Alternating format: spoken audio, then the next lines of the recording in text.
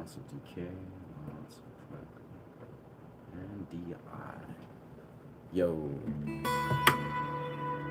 Oops. Ooh. Yo, what's good? life is... Life has been dope, my man. How has your life been?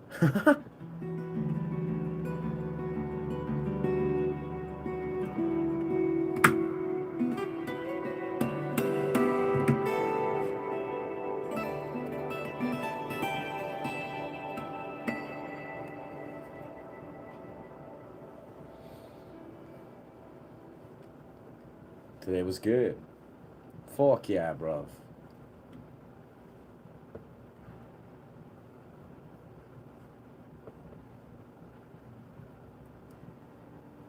About...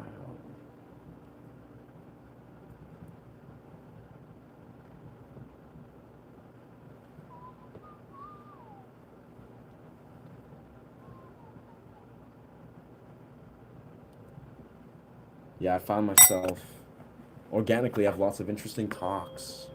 And then with my one friend of mine that I met recently, and she's been very much on this interesting path, as an artist, kind of finding her roots and how she can kind of grow her own, I'd say, I don't even know exactly, like just really dive deeper into creating a model of income that is beyond, the regular structure, which is fun to talk about, really fun to reflect on, especially being as a guy that's really gone on that quest to explore, how to break open these standard models and, even just wrap your mind around how to receive, I'd say, energetically blessings, or more of like align yourself with opportunities that are outside of the standard models of how people receive income.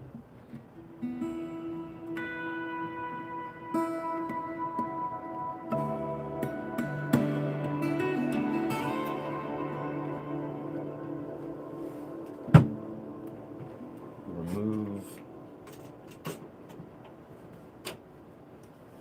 this beauty here. Very interesting 24 hours though, I must say. Very very interesting. I don't even know how to put into words.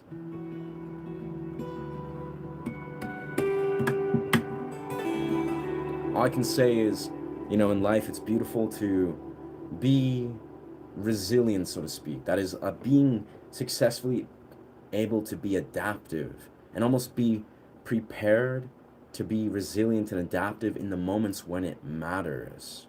This really seems to be the moments where you really see significant shifts occur in reality. It's almost like, if you are able to be strong, adaptive, and resilient in moments where the universe is testing you, or maybe just the dimensions of your life are challenging and testing how rooted you are in your reality. This is surely how I feel massive shifts and breakthroughs can arise. Welcome, welcome moon. Welcome moon stars.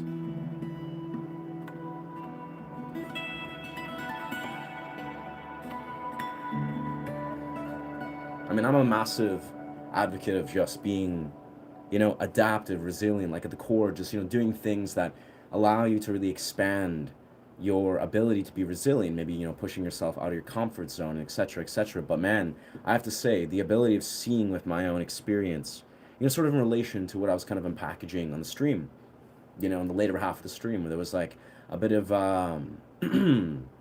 emotional sort of confliction relating to my brother. And, that's a story for another day or for another time, generally in the real world. But the reality of it is, it was like a thing that really showed and revealed a lot of perspective in relation to myself, seeing how, especially as this last week has unraveled, how I've really successfully integrated certain perspectives, meditative practice that's just naturally come across my experience. And man, yeah, it's just interesting. It's very interesting, I'll say. To the degree that you can hold true discomfort, you can hold true circumstances that are trying to challenge and test you to your core. If you can hold those circumstances and let yourself actually successfully, I'd say, learn, understand what they are for what they are, and then break through them in a healthy way, suddenly you're shifted into a different reality. Like it seems like on the other side of holding space for tremendous discomfort or more of confliction, or even we'll call it, yeah, conflict, then you're able to really see a massive, powerful things arise. At least this is just what's been flowing through for me. Me and my channel have been weird recently. Yeah? Weird, weird in what way, my guy? I know you're expressing you've been like really desiring to like find what's your channel's like core direction or the purpose of where the phase of what you want your channel to go, which, you know, takes true honest reflection, takes a little time, takes a little creative um what's the word, innovation for whatever it is. But yeah, what's good, Enzel? What's good, dog?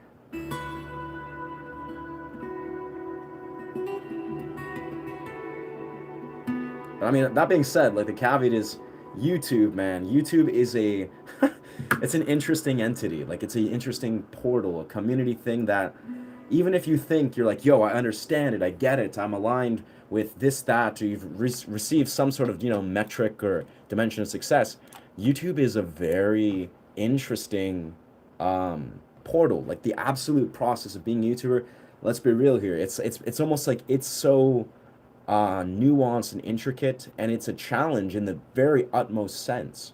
You know, I was actually underlining this when I was having a conversation with my friend, is like, it's something about the way that YouTube, on the core level, like if we look at what does it mean to be a YouTuber, go from zero to wherever you desire to go, it isn't an overcoming, like on a psychological but spiritual level and philosophical level, even if you will, of understanding the dimensions of value. You know, how we, society, a lot of us, we try to define, perceive, and we have all these beliefs relating to how we experience value, how we perceive our value, how others perceive our value. And I think being a YouTuber often is this like powerful journey of unpackaging those beliefs and those perceptions and ultimately coming to um, a higher lens of how belief is how value is perceived, and ultimately coming to a deeper dimension of clarity, like being like, ah, wait a second, I do have inherent value. You know, this is a YouTube dimension. This YouTube world is not the real world in the larger context of how humans are, but you have to allow yourself to successfully step outside it and basically transcend your own limiting beliefs related to value and just do. Play some Slayer. Do not know how to play Slayer. Do not know how to perform Slayer, brother. Well, everything on my channel is normal. Donations, likes, etc. I'm not getting many subs per day compared to last month. Okay. Yeah, I mean, honestly, bro, take it with a grain of salt, but I would not focus, especially for, you know, when we're at this journey or you're in this place where you're at, you know, we're in the thousands of subscribers and we're, you know, we're juggling these waters. We've reached a milestone. We've reached, successfully achieved a really awesome milestone, which is where we're at right now.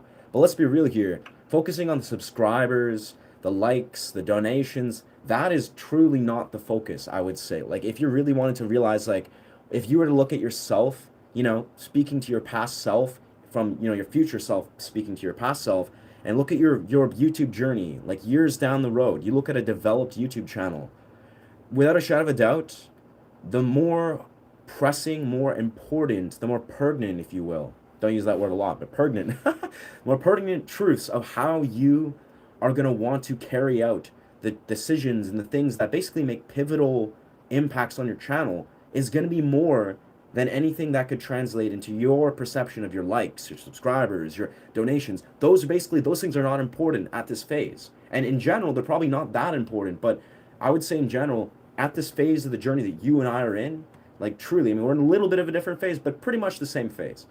It's like we got to focus on the larger picture. We got to focus on something larger that's a little bit more, I'd say, free form and creative, but also very vital, that is way beyond subscribers. So your subscribers, they will rise, they will dip. Your views, they will rise, they'll dip. Donations, you have no control over those inevitably. Like, people will donate for a billion different reasons.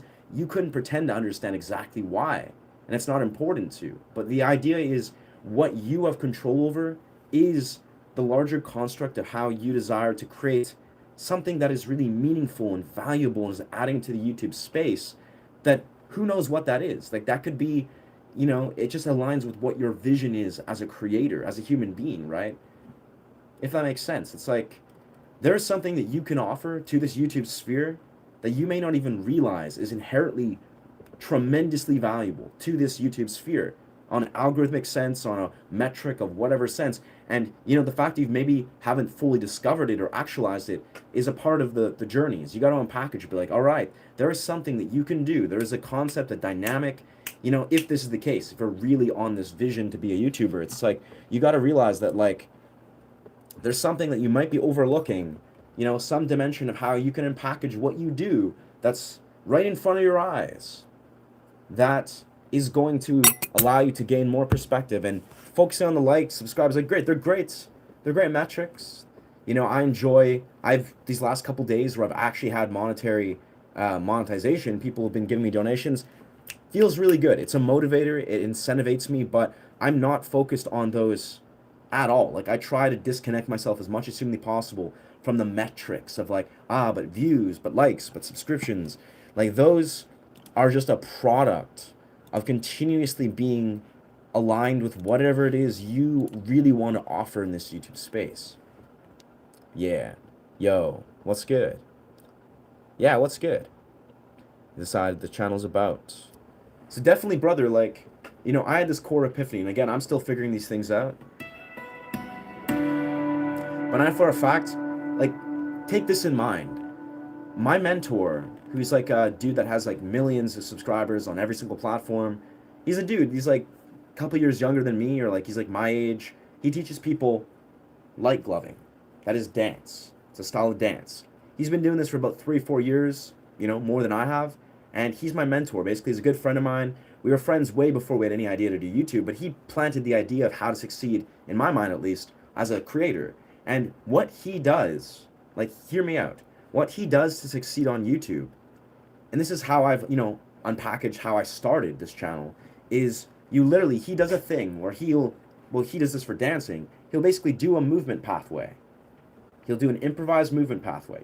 There's like a thing in the gloving community, it's called, you'll do the finger wave, maybe a wave tut, or, you'll do a combo, an improvised combo, and he breaks them down. And basically what he's doing is he's creating a ability to create content that's literally him just creating infinite pathways of movement in dance. It's improvised dance, and he breaks down these combinations. Now he's gone in a direction where his videos is actually him teaching people on Zoom. He does coaching, teaches people, makes a lot of money coaching, and he shows him basically teaching people how to dance. And he does it by going, okay, well, let's do this combo. Let's do this combo. Then I do this combo.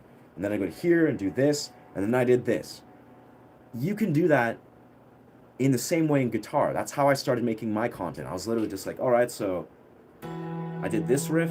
Maybe I'll go to this riff, beautiful A minor chord, do a G chord, maybe do a B minor chord. That was an interesting little chord progression. I could break that down in a billion different ways and be like, so this is the chord I went here, did this triad, went to an A minor chord, went to a G major, went to a B minor. And breaking down simple, consistent, but infinite parallels of how you can basically create a content idea that is infinite in the way you can unpackage it for a content platform. I think that is the key how, in many rights, to look at certain dimensions of success in YouTube. It's not about, having a million hats. I mean, you can do that, and having a million different things to say. Part of it's having one concept that you can do a million different ways that resonates with your audience. And it's not about just doing like one thing the same time every and over again. No, you gotta understand, for me, it's about improvisation. Like that's why a lot of my channel, I talk about improv. Is like, I do this in a very unique way where I perform improv. I showcase what it looks like to improvise, and then I teach it and I show it in my music. It's all revolving around improv. Like the capital thing of my channel is me talking about improv. That's what it all is. It's improvisation. But what I'm simply saying is, if you can find a way to do something that resonates with your viewers, and you do it a million different ways, like it's not about what you're doing, it is in some rights, but you find something that actually has the potential to show, it's easy if you think about like guitar. You could, if you're really good at guitar, like music, guitar, and you're good at compositional ideas and improv, you could literally unpackage the same dynamic a million different ways And if it resonates with your audience, you can do this for 5, 6 years and still have new and novel ways to unpackage the same dynamic. So this is how my friend succeeded. He's like insane. He has like 10 million followers on TikTok, like 100,000 on YouTube, like 100,000 on Facebook, like 200,000 on Instagram. Like he's killing on every metric. And this is literally all he does is he unpackages dance combos, because this is his niche. He teaches people this style of dance because he loves this style of dance, as do I. That's why we're both friends. And yeah, so it's like you gotta like think multi-dimensional. It's not about just thinking like, okay, what is like my idea, my content. You gotta figure out your niche. You gotta figure out what you really offer in the YouTube sphere, sure. But if you really want to like powerfully succeed, like years and years and years down the road, you gotta figure out a dynamic that consistently offers content that is you can unpackage a million different ways.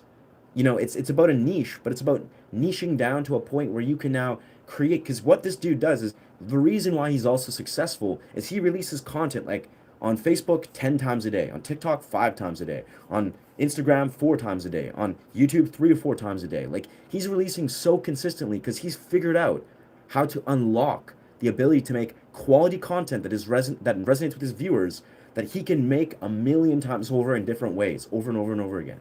So I want to, if that makes sense, really think about that, because that's how I started as a YouTuber. Is I use that same model. And now I'm a streamer. I feel like I've seen my ability to stream is applying a similar model, but doing it with live performance, doing it with philosophizing, doing it with whatever I want to do, whatever connects with my audience, whatever allows me to grow in a larger context on my spiritual mission and my mission as a creator. But there's some core dynamics that you can look very closely and understand that will allow you to succeed. And it all comes down to consistency, consistently releasing multi-dimensional dynamics that hit your niche, that resonate with your audience, that you can do over and over and over and over and over again, that you can do in novel ways. If you can find that, if you can figure that out, you will never have to stress about, but will I get a subscriber next month or subscribers here? No, it's just like you'll have so much of a multi-dimensional portal that you'll be sitting there falling backwards into like multitudes of ideas and content ideas. Because the core thing is you want to create high quality content, and you want to create high quality content that hits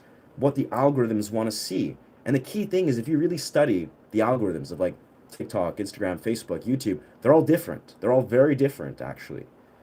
But there's ways to understand them. Love the hat. Where can I get one?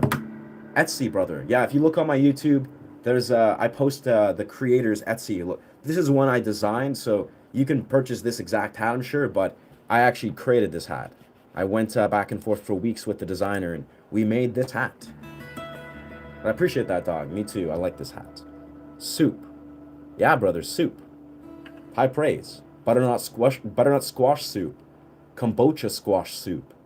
Potato soup. Yeah, facts.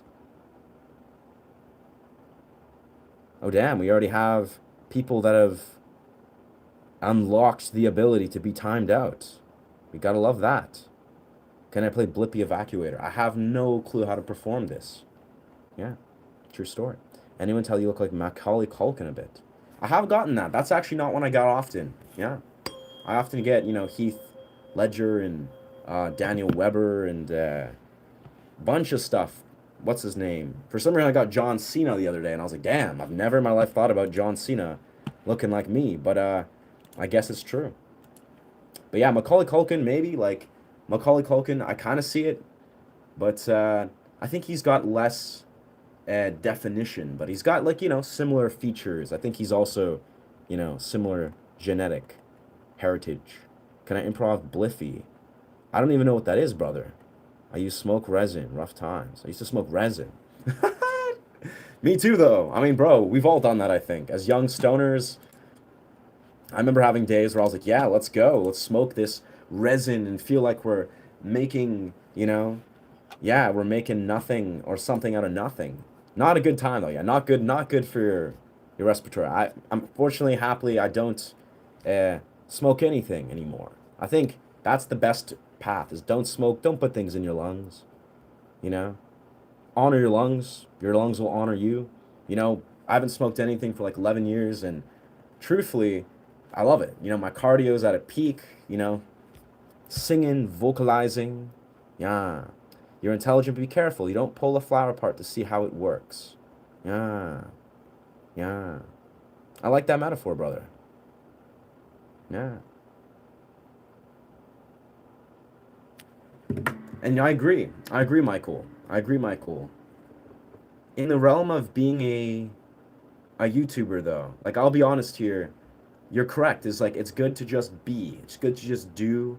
It's good to just be present with the intuitive portal of what, you know, this process and experience is. But that being said, I'll be perfectly honest, as a student of YouTube, like actually as a creator that's like really gone deep and creatively exploring my ability to understand integral marketing and integral, I don't know, content creation, there are things to be learned. You know, you can actually intelligently and intuitively analyze how to understand how to succeed in these metrics. Like it's not truly I speak about these things to offer others hope. Like, you know, I don't speak about these things of, you know, analyzing how my friend unpackaged this part of the algorithm and this part of the content. I don't say these things very openly for myself. These are things that I analyzed when I had zero subscribers, when I had zero subscribers, when I was really basically trying to keep myself preoccupied and, you know, motivate myself. But you know what? How can I wake up every day and be creative thinking about how I can understand my own process and, you know, study the algorithm, study other things? At this point, I don't need to do that. I'll be perfectly honest. I can just create, have fun, you know, stumble and intuitively trust my process. But I'm talking and I'm breaking down these things for new creators. That's why I had that conversation. It wasn't really for me. It was for those that are watching that maybe are in that place where they're a new creator. Because without being, you know, perfectly blatant, I mean, it's clear as day. YouTube is difficult to succeed in. Like you can look everywhere. There is so many people that attempt YouTube and fail. Like it has a very high learning curve. There's a lot of different reasons for that, but the reality is there's a very high percentage of people that fail on YouTube. So I, as a small creator that seems some metric of success, I do like to go out of my way to offer some palatable advice that may help people that are where I was at like 9 months ago, which was nowhere, zero subscribers, literally zero subscribers, you know, nothing but pure belief in myself and a vision, you know, to grow a channel and a community and a portal. So I think I do really strongly stand behind if I can even just offer a little bit of inspiration, a good push to let young small creators that are, you know, feeling a little unmotivated or feeling a little lost, then I'm going to do that. Hope that makes sense though. For me, I used to release YouTube videos per day, too long format, too shorts. Yeah. Well, that's the thing is that's the kicker, Floyd. YouTube, like if we really look at this is the thing, it's fun to think about.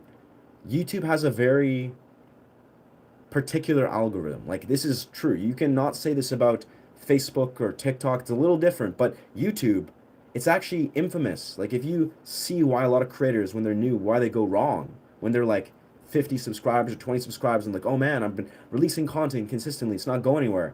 YouTube actually has basically if you're just releasing content that is not basically specialized or specific to a niche that is helping the algorithm successfully deliver your audience to you or just to your content, YouTube will actually compromise and jeopardize your algorithm. Basically, if you release content not aware of how if you're serving or helping the algorithm successfully, you're just like, okay, 2 videos a day, shorts and long format, that actually can go the opposite direction.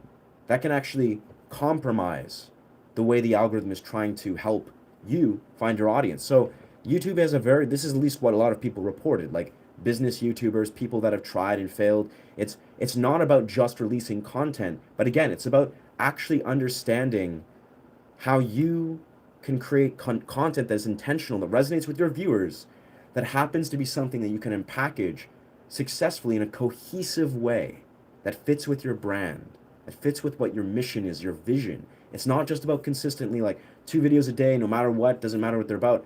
That will ruin the algorithm. That'll actually compromise it even to a point where it will go backwards. And YouTube is very weird that way. Like Well, a lot of people report. A lot of other platforms don't operate that way. Maybe to some degree, but YouTube is very finicky. It's just, this is the way. You see people that are like, man, I put out really quality content that I've spent many hours, if not days, editing. It's high quality content. It fits my brand, and I've done it multiple times a day, and I'm releasing it constantly, and I'm getting very low views. It's because of YouTube has a very specific way that it likes to deliver the algorithm. And if you're not intentional or conscious, and you're just like throwing up videos for the sake of videos, thinking just feeding the algorithm as a whole is the answer, it can actually, you're basically programming the algorithm to work against you. Again, I'm not an expert, but these are just things I remember learning and unpackaging. But you know what? There's some truth to this. Like, the absolute truth is, if you're actually paying attention close enough, there is a reason why a lot of people get stifled and stuck or even just fail very early on in YouTube, especially those that are just sitting on just trying to depend on some singular upsurge of momentum, from a singular video. They're like, I just made a quality video, I want it to blow up, and then suddenly, I'll find my audience, or my audience will find you. It's like, it's a little more methodical than that. Like, if you think about it, like, if you really think about it, there's a reason for this.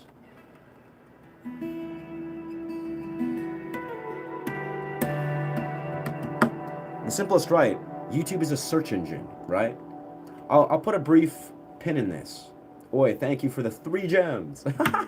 Sacred number 3, or lucky number 3. But honestly, when you just think about it, like, if I'm just being super transparent, YouTube is a search engine. Like, Google is a search engine. Facebook, Instagram, TikTok, or whatever, those are actually not search engines. They aren't.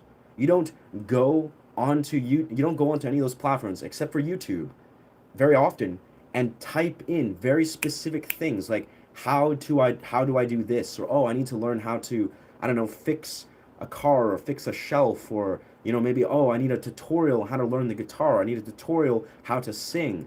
YouTube is primarily a search engine. You got to really keep that in mind in understanding the way the algorithm is delivering. Now, obviously, again, like I said from the start, the ambiguity of the way the algorithm operates is very weird. Like, to a point where I couldn't pretend that I actually understand it. Surely. Like, if you're like, oh yeah, I get it, I understand the algorithm, every day it's changing and rapidly updating, and it's trending in this way, it's very ambiguous. Like, it's bizarre how it operates sometimes, almost to a point where it makes 0 sense. But if you can take anything away from understanding why it is in some rights difficult to succeed in your standard content style platform, is because YouTube is a search engine. Not many platforms operate like how YouTube operates. So if you can even keep that in mind, be like, okay, it's a search engine. If we've acknowledged that, if we understand that, how can we operate to create content that aligns with what people are intentionally coming into YouTube to type in something, to search something for? Now, this isn't the rule of thumb on everything, but it shines a lot of light if you understand, if you think that YouTube is just a content platform that just, has some sort of randomized algorithm that's, pushing certain things at other times, and it's random and this and that. It's like, no. It's a multi-billion-dollar search engine. Like, it's a massive platform that is a search engine. Anyways, thank you for listening. For some reason, I'm just feeling very passionate to talk about those dimensions, and I hope it resonates. Again, like, I appreciate you. I hope things crystallize and move in your favor, Floyd. Keep high spirits. Allow yourself to focus on that which you're doing right. Focus on your higher vision, and everything will align beautifully, brother. How can you play Got a Friend of Me? A Toy Store? Bro, I don't even know how that goes. Yeah, I have no idea how Toy Story goes. I have no idea how to perform that. Are you in every platform? I'm not in every platform. Just YouTube. Just YouTube. Just YouTube. I've studied most platforms out of fun, being like, which one really is like just for the game of like, for entertainment, being like, how can I really sit with like, what is this, or what works and what's not working? But YouTube, I've always come time again and again, I'm like, YouTube, it is the top tier in my mind. In my mind, for what I desire to do, how I desire to grow a business, moving forward as a creator, YouTube is the top tier. It's the coup de gros, or however, whatever that metaphor is. Did you ever find thinking about a business, about creating business socials? You know what I mean, like YouTube related? Yeah. See, that's the thing, Hunter. Yes, but primarily, I'll be perfectly honest. School, SKOOL, Patreon, and Substack. That's it. No other platforms I think truly have the same amount of potential that I've seen so far. I don't know. I'm not, still not an expert. Still a student of this. Still only 8 months in, or 8.5, or whatever. But the idea is that Patreon rocks. Invariably, I like Patreon. Patreon has an incredible application that aligns with what you can do with YouTube. So does Substack, as I've seen. I like Substack, never used it. I think the platform has massive potential for a creator. And School, SKOOL, I think is also extraordinary. Never fully utilized them, but yeah, I'm just trying to plant seeds, give people hope and inspiration. I'll be honest, as a young creator, when you're like 0 subscribers and you're like, damn, like it's an uphill battle, the most pertinent thing you can offer is literally just believing in somebody. Like that's it. I'm trying to let people know, these young creators, I don't know if they have what it takes to be a YouTuber. I don't know what their vision is. I don't know who they are, their ethic or work ethic, but I'm telling them that there's hope. I want to just plant a seed of hope and letting them know that, you know what, you deserve to have someone believe in you, even just a little bit. Doesn't mean you're going to succeed or not, but yeah. Yeah, it's a maze. You certainly have style. Thanks, brother. I I gotta say, from one man to another, I hope you have. I feel like you got style too, dog. You just gotta unapologetically express, and beautiful things happen. Appreciate what you're saying. Learning as I go, and other creators are helpful in a kind of inspiration way. Yeah, learning as I go, and some other creators are not helpful or kind is inspirational way. They're often not cosmic, and that's okay. I mean, yeah,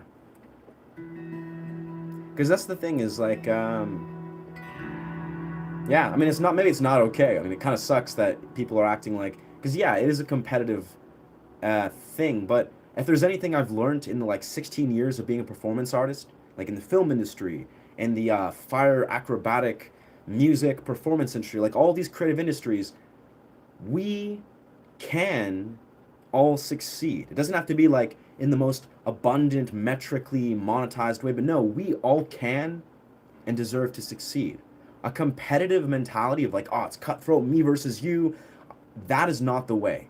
Like, this is what I've learned from like 15, 16 years of being a tutter, of being a fire acrobat performer and working in the film industry for the last like 4 or 5 years.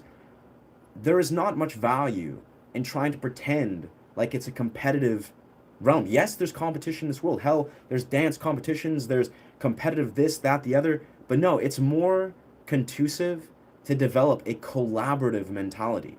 The people, it's like you hear that quintessential quote, the people at the top are all collaborating. They're lifting each other up. They're not pinning each other down and cutting each other down. I mean, some are maybe if they're very malicious, but the more I've learned as a guy that's literally been in the creative industry, like many creative industries for like 16 years, collaboration is the way, not competition.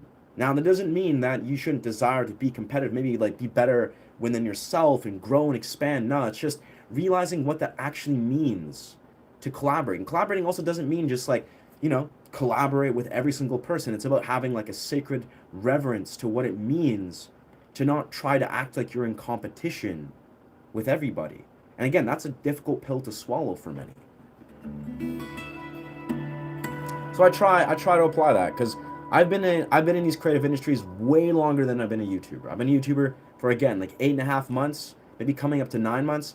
And again, I've been in these creative dimensions, exploring, exercising them, training for like 16 and a half years, like at least for all of these industries. So it's, for me, my experience in the real world as a creative far outweighs what my experience is as a YouTuber. I'm literally just treating this as another creative pursuit. It's never any different. And I think it's just core to recognize we can collaborate, we can lift each other up. It doesn't mean bend over backwards and, empty your cup to fill up another. No, but it's like realizing at the heart of it, you don't have to pretend like it's everything's this cutthroat me versus you, it's like this competitive thing.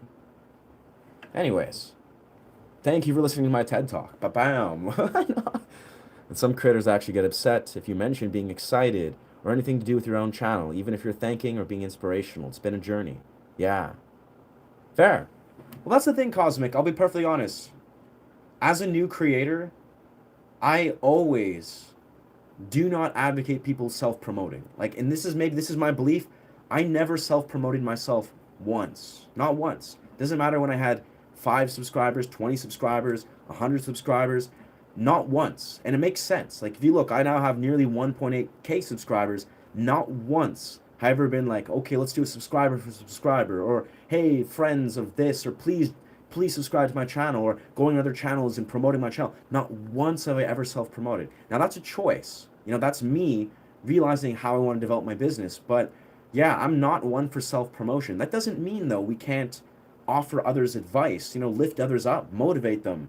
We do have to see that we don't have to be like hyper competitive. That's just, in my opinion, not the way to go. Yeah. Anyways, I digress, friends. Thank you for listening. I hope it makes sense. Hope it resonates. We're going to continue now doing some music.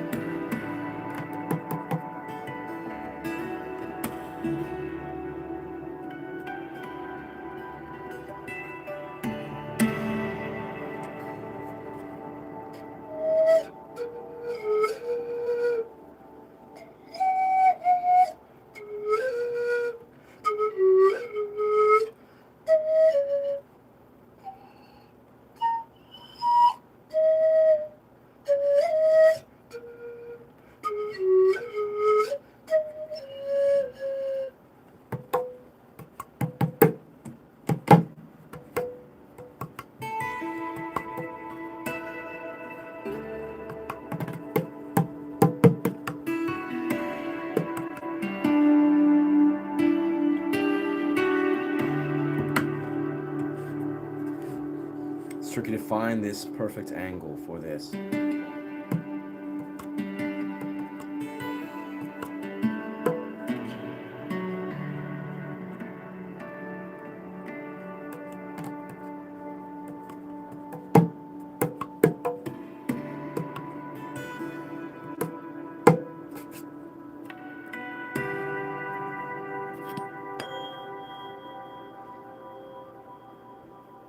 I hope today you find yourself rooted within your somatic body, honoring your visceral felt experience, listening to your body, nourishing your body, honoring your nervous system, letting yourself really just nourish yourself with your thoughts and your feelings, honoring these dimensions of experience. But yes, and thank you, by the way, thank you, Shauna, for the 3 gems. Let's go. We got gems. I love, I don't know, someone last night in the stream, they donated gold coins, which is, just some sort of form of gift gem thing.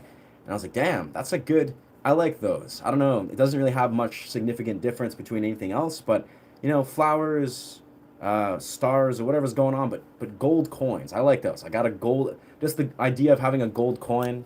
I like coins a lot for some reason. I've always, since I was a kid, I've been enamored with coins. I collected a lot of coins. So it's nice to have a gold coin. I'm like, hey, we got gold coins. It's a beautiful omen. What's good, though? Welcome, Shauna. Welcome, OPT. Hey, Moon, just finished playing basketball.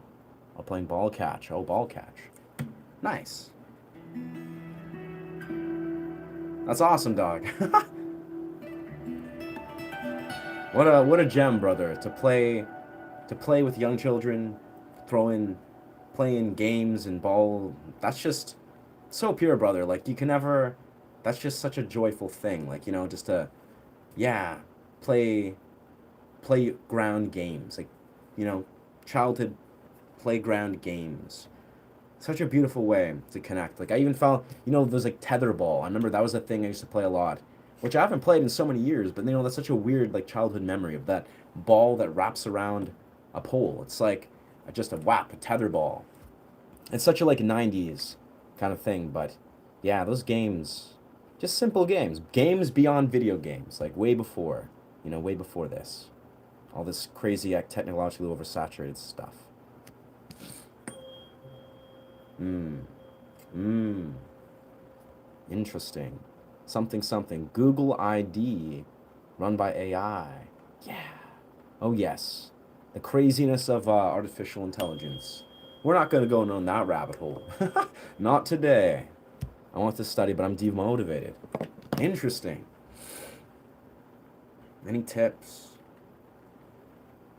I mean, in truth, brother, I'm uh I'm not one to advocate like extensive, almost dense academia, but in truth, as when I was studying like a lot of stuff, I find in general, if you're truly unmotivated, like you're just genuinely unmotivated, your brain, it's procrastinating. Like that's the key thing is like those are deeper dimensions of you understanding maybe how your discipline or your dopaminergic health is playing out. I don't know. What are you studying out of curiosity, dog? There. What are you studying out of curiosity, my dog? McCree. Yeah, what is this you're studying? Just to gain some perspective. Thanks for this. I'm happy to hear this perspective. Hey, appreciate you here. Gross. Nice. Spending a few minutes here before going to bed. Fair enough, Moonstars. Yeah, your alignment, like where you are in the world, it's it's 3 o'clock here. Yeah. I appreciate you being as present as you are, on these streams where I know it's like, especially Amy, I know she's in Australia, so her schedule's like, I don't even know what time it is in Australia, but we're in different parts. We're in different parts. I respect you guys chiming in, even for the moments that you do, or the moments that you do when you're on different parts. My dad was a musician, Vic Chestnut. Sick. Vic Chestnut. So you were named after your dad. That's cool. OPT is 11:21. I wake up at 5:30 for work. I got you. Well, honor your body. I mean, I'm glad you're here, but honor your body absolutely. Feel free to go and rest and recalibrate whenever you desire. I am well, thank you. It's cold and rainy here. Fair, fair. Shooting star. It's true. It's actually cold and rainy here, but I gotta say, I'm loving the cold and the rain and the mist. It's gonna be actually really fun to go for a cold plunge. I haven't gone for my daily cold plunge yet, but probably next hour or so, we'll probably do like maybe 2 hour stream. We'll see. Next hour, 4:30. Yeah, do a cold plunge. Acrobat performer. Sometimes the moments you said, if I already knew that, I always known. Oh, nice. Yeah, it's great, Cosmic. I mean, it checks out if you've seen the one long format video where I'm talking about cold plunges and doing some little, tricks. In truth, it's a thing that I've been training, like, martial forms and, like, explosive, dynamic, kind of tricking type stuff for many years now. Like, literally, like, 10, 15 years, like, 10 for, like, other sorts of alternative acrobatic movement stuff. But I've only truly, last, like, 2, 3 years, actually done it professionally. Where I was like, you know what? I love this stuff so much. I'm good at it. I'm just going to start to do festival performances and, do gigs and take it on a professional circuit. And I gotta say, it's a journey. It's a journey. I'm not one to force the dimensions of a journey where it's like, there's a lot of politics and professional, politics in the performance world. Like there just is. It's like you gotta really root yourself. You gotta really be a competent and self-aware person in that industry. Like in the performance art industry as a whole, but especially in like the performance, the festival, fire performance, whatever. It's like there's a lot of competition in politics. But if you can step outside your ego and just have fun and appreciate the experience, it will take you very far. But yeah, acrobatics, they're just fun. That's like the best. It's just a good time. It's all just a good time, honestly. Like acrobatic, vision staff, fire staff performance, all just super fun. Agree. Yeah. Shooting star. Love the cold and the rain. Yeah, we're in it's great. I mean, I'm looking forward to the sun. You know, I would love to go to more beaches and just do beach stuff. Like I've been really stoked on that, but you know, it is what it is. So nature and the imagination seem to be the precursors to involvement in the psychedelic experience. Terrence McKenna. Absolutely, Terrence. The imagination is a golden pathway to everywhere. Terrence McKenna. I think the entire message of the psychedelic experience, which is basically the sine qua non of the rebirth of alchemical understanding, and the very basis of that understanding is that nature seeks to communicate. Terrence McKenna. I like that. I like that one. We are led by the least among us, the least intelligent, the least noble, the least visionary. We are led by the least among us, and we do not fight back against the dehumanizing values that are handed down as control icons. Terrence McKenna, that's a really good one. That's definitely from his literary pieces. You can stand back and look at this planet and see that we have the money, the power, the medical understanding, the scientific know how, the love, the community to produce any kind of human paradise. Terrence McKenna. It's got some gems in there. I honestly love everything Terrence says. Like, it's not even about what he's saying. I mean, he's saying some amazing stuff. But it's the way I love Terrence articulates these things, like his voice. I love the rain, not too much cold. Yeah. Cold plunges go very far with appreciating the cold and the rain, I must say. I'll show this coin I built. Silver dollar. Oh yeah. Nice. Yeah, coins are just a cool little, mini art form.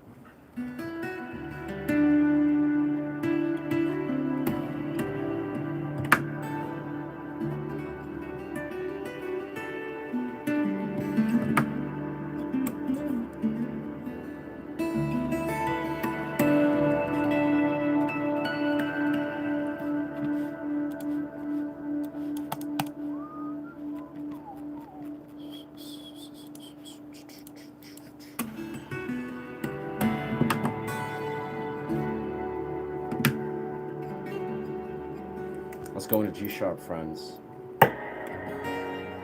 G sharp.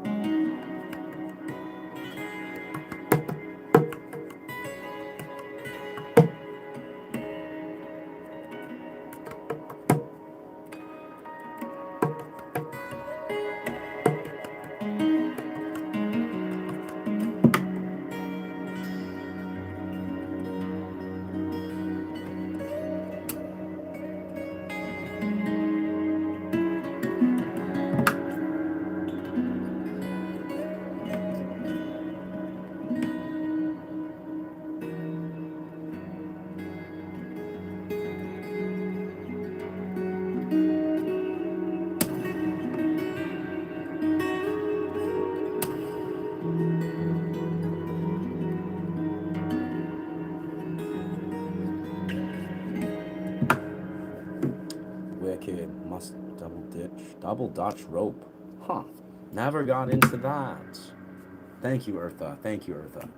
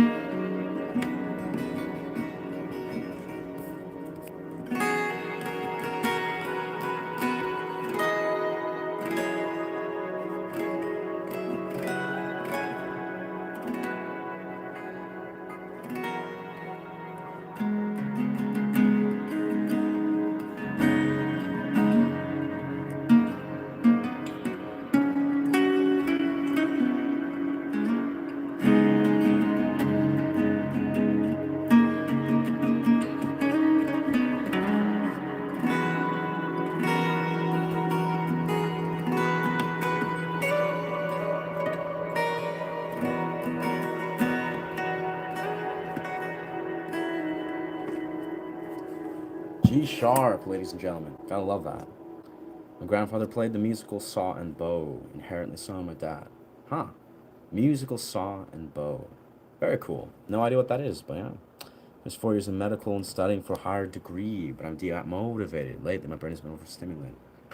Interesting. Whoa! I didn't realize I just recorded all of that. Success. It's a big success. I hit record and my brain just turned off the idea that I recorded. Because I just thought a moment ago, I was like, you know, that was a nice succession. I kind of wish I recorded that. But we did. Very cool. Very nice. Finished the 4 year. Yeah, you sound like it's interesting. You sound very similar to a Beast Mortem. He's a fellow, brilliant young man in India that's a guitarist, also studying medicine, like he's getting a medical degree. And yeah, and he's often expressed a similar dimension. Whoa, shout out. Wow. Thank you for the 5. Oh, what's good, brother? Thank you, brother. Man, this guy. Never confusing magic with just energy. Magic energy. Thank you, brother. Wow, I appreciate the continual support, man. Like, wow. Truly, like, it motivates me. You know, I felt this tangible shift of realizing how deeply, like, even just the simple act of, like, $1 or $5 or 10 or beyond, it's like, it all really, like, it incentivizes me in such a beautiful way. Where it's like, it just makes me want to create better content and do this vision of this YouTuber stuff even further. So I appreciate the support so much, brother. Big heart, you know, onto the thing. Man, ever since you were small, I see the antiques box. That's odd. I can imagine you being a very, very awesome young child, like a very adorable, innocent child, Moonstars. Like just you know, so full of curiosity. That's what I'm going for. Nice. Let's see. We got a funny guy. We got JSC. He's a funny guy. He's got to try harder though. You got to on him. Not to throw salt at you, brother, but if you're trying to be a stand-up comedian and that's your take, you know, switching a letter and being like, hey, ha ha ha, yeah. I don't know, brother. I think you should keep your day job. Your stand-up comedian career could use some work, brother. Yeah. We'll just throw you 10 seconds. Take those 10 seconds and reflect arduously about your next words. Because here on the, you know, whatever we're going to call this, I don't know what the fuck this is. We'll call it the YouTube channel, the YouTube realm, the YouTube world, the YouTube wilderness. We don't give many fucks. Where, you know, if you speak some unhinged nonsense that's, you know, borderline, just doesn't align with the values of this channel, I'll deliver you one of those beautiful 24-hour timeout badges that, you know, these trolls all alike seem to just be really desiring. You know, they just want to get banned. It fills their souls. They're a weird breed. I don't think you are, JC, but I'm giving you a bit of a timeout. Demotivated or stimulated? So yeah, let's go back to the homie McCree. So McCree, you're asking. So I'd say for one, when you're studying, you're obviously hyperstimulated. Like to some degree, you probably are overstimulated, hyperstimulated. Like your nervous system, your brain, you're really trying to apply yourself. So I mean, you may know this as anything. Like the first monocle of advice would be like, brother, nourish your body. Double down on nourishing your body. But even further, like the actual deeper realm of advice I would offer if I was you is try to sit with practices if you don't already. But I'm assuming maybe if you're, juggling a lot of academia, you may not have the foresight to just engage in somatic practices. So that is, if you can just breathe, just give yourself like the ability to just like really root yourself in your breath. Really breathe, brother. Like give yourself a moment to just truly let yourself root yourself in your somatic body, that is your somatic nervous system. Really breathe. Maybe even go as far as do some breath work. I'm a massive fan of Wim Hof breath work. I'm a massive fan of cold plunges. Naturally, those are life changing practices, disciplines for me. Like cold plunges is like it's like a hack. If you only want to use hack, but I like the term neurohacking for some reason. Andrew Huberman's not a fan of neurohacking. He says that very often the term. He loves neurohacking, but I love neurohacking. And really neurohacking at the heart of it, it's like all of these things, having tools, whether we're talking about, taking some L-theanine for anxiety. It's like a very subtle um, thing that exists. It's a polyethanol that's in green tea, matcha. Like taking things like, little healthy supplements. Like basically what I would offer is nourishing your body could look like eating a healthy meal, making sure you're honoring your body, being sufficient in these core vitamins that help your brain operate. That's a core part of what I would offer. But if you're overstimulated and you're like, man, I'm demotivated, my dopamine's taxed, I feel like garbage. I mean, that's probably an invitation to either nourish your body, maybe deepen your sleep, because you're maybe stressed, and maybe look into something like ashwagandha. Low doses of ashwagandha may serve you in this moment. But really, like the most immediate thing I would do if I were you is go upon yourself to try to engage in somatic practices, like a somatic release. Whether this is, I don't know, singing or belting out music if you have that ability, whether this is dancing, whether this is breathing, like doing breath work, whether this is doing some sort of yoga or Tai Chi or Qigong. Somatic, like what's likely going on is your nervous system is probably just really fried. It's oversaturated, which is unfortunate. When you're studying and you're applying yourself and you're really trying to like focus on these dense academic dimensions, it's easy for your adrenals and your somatic body to get really burnt out. And yeah, so I'd say breath work. Maybe go and do some like guided meditation. Listen to some 432 hertz or 528 hertz. That's what I would do personally right away. It's like maybe do some Wim Hof breath work. Again, these are all just invitations. Don't need to do anything necessarily, but and then just maybe listen to some 528 hertz. Meditation. Listen to some nice sounds in nature and just breathe. Let yourself take a moment to just breathe and listen into your nervous system, because your nervous system probably needs it, brother. But yeah, food for thought. I remember when I was 18, I walked the distance between New York and Florida twice nearly. I was walking from my home in Florida to where Shay's in Canada. Oh, wow. That's wild, dog. From New York, Florida to Canada. Wow. I mean, that's great. I think I remember you talking about that briefly. I mean, that's an arduous feat in general. Like the fact that you brought that, you had the cardio to achieve that, and that's that's an actuality that you achieved. That's pretty dope, dude. Yeah.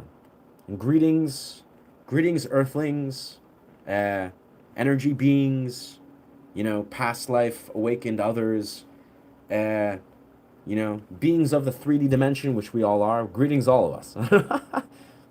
Yeah, I'm going to resonate with a lot of Terrence McKenna's spirit. Me too, brother. I really love that. And I can sense that, OPT.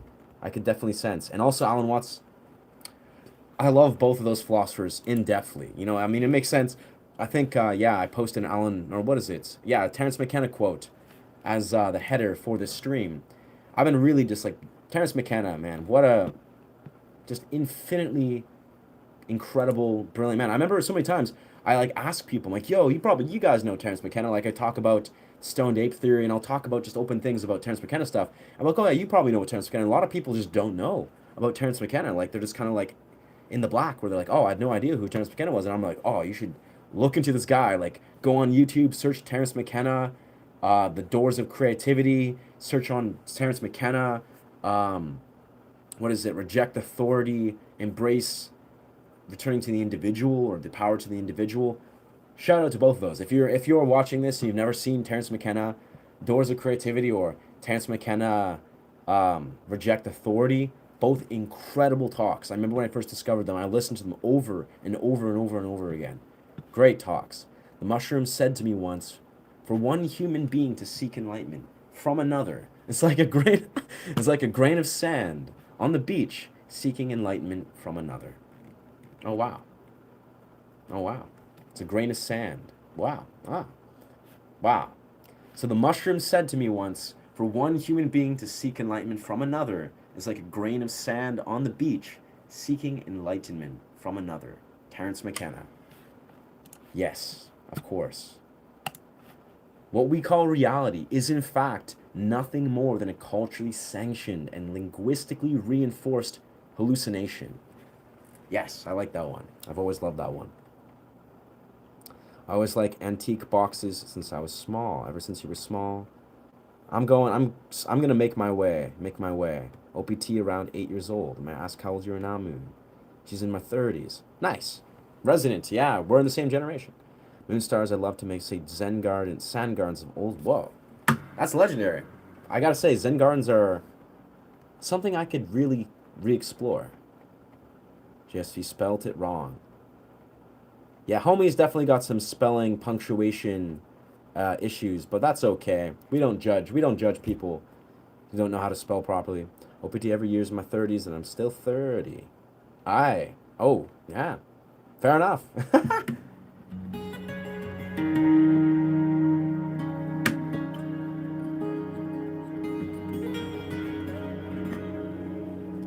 Yeah. Legendary. Hey, mister, what kind of music do you like to play? I have some songs for you to check, enjoy, maybe even play. Huh. Okay. Well, I'm not a performer of covers. Copyright reasons, personal preference. But thank you for sharing, Stratus. I play progressive rock, fingerstyle, original sound journeys, improv at the heart of it. I make many different types of music, but as I play on these streams, I often create meditative sound journeys because that's very cohesive with what this channel's brand is. But yeah, all the power, brother. All the power to you, Stratus. Musical saws of fancy carpenter. Ah, carpenter. Oh, word. I think I've seen that. I think I've seen that actually once. This is more stuff we can chat about when we collab. Yeah. I was well versed in the full body hacks and being easily swayed or gullible to research and anyone. Interesting. Yeah, brother. Again, like my if you guys are on my Instagram, it's more of my personal Instagram, but I've shared it with some. It's Neurohacker. That's like my moniker that I went for many years. Is Neurohacker. And it makes sense because as a young martial artist, when I was like 15, 16, really like 17, 18 is when I started doing like real like jiu-jitsu, Muay Thai in a devoted way. But I was a neurohacker. That was like my thing. I was really devoted and connected to the realm of neurohacking and biohacking. And yeah, super dope stuff. Super dope stuff. Let's text. Blah, blah, blah. 2 months after that. So I think I got my Zoom officially set up for those. How do I do this? Meetings, my account.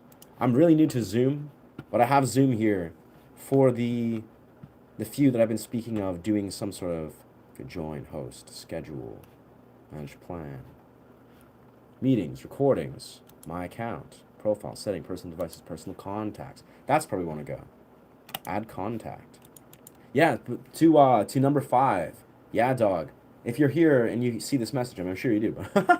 Well, we can talk. Maybe like add me on Instagram or something. But I have my Zoom. Let me know if you created a Zoom account. I just created mine. Like, stated my Zoom account. We can talk on Zoom and like talk about what we want to. Yeah, how we want to create some sort of collaborative thing. I think it's pretty simple. We literally just click collaborative function, then we're in it. But yeah, brother, I just have to fill out this, like add new contact. It's like numbers. I wonder if there's a way directly. I think Zoom is Zoom only connected through numbers. I believe so, but meetings, previous personal room, meeting templates. I don't know. I'll have to figure out a little bit more how Zoom works in truth, but I think it's pretty straight. I think it's pretty straightforward. You just send a link, do a thing.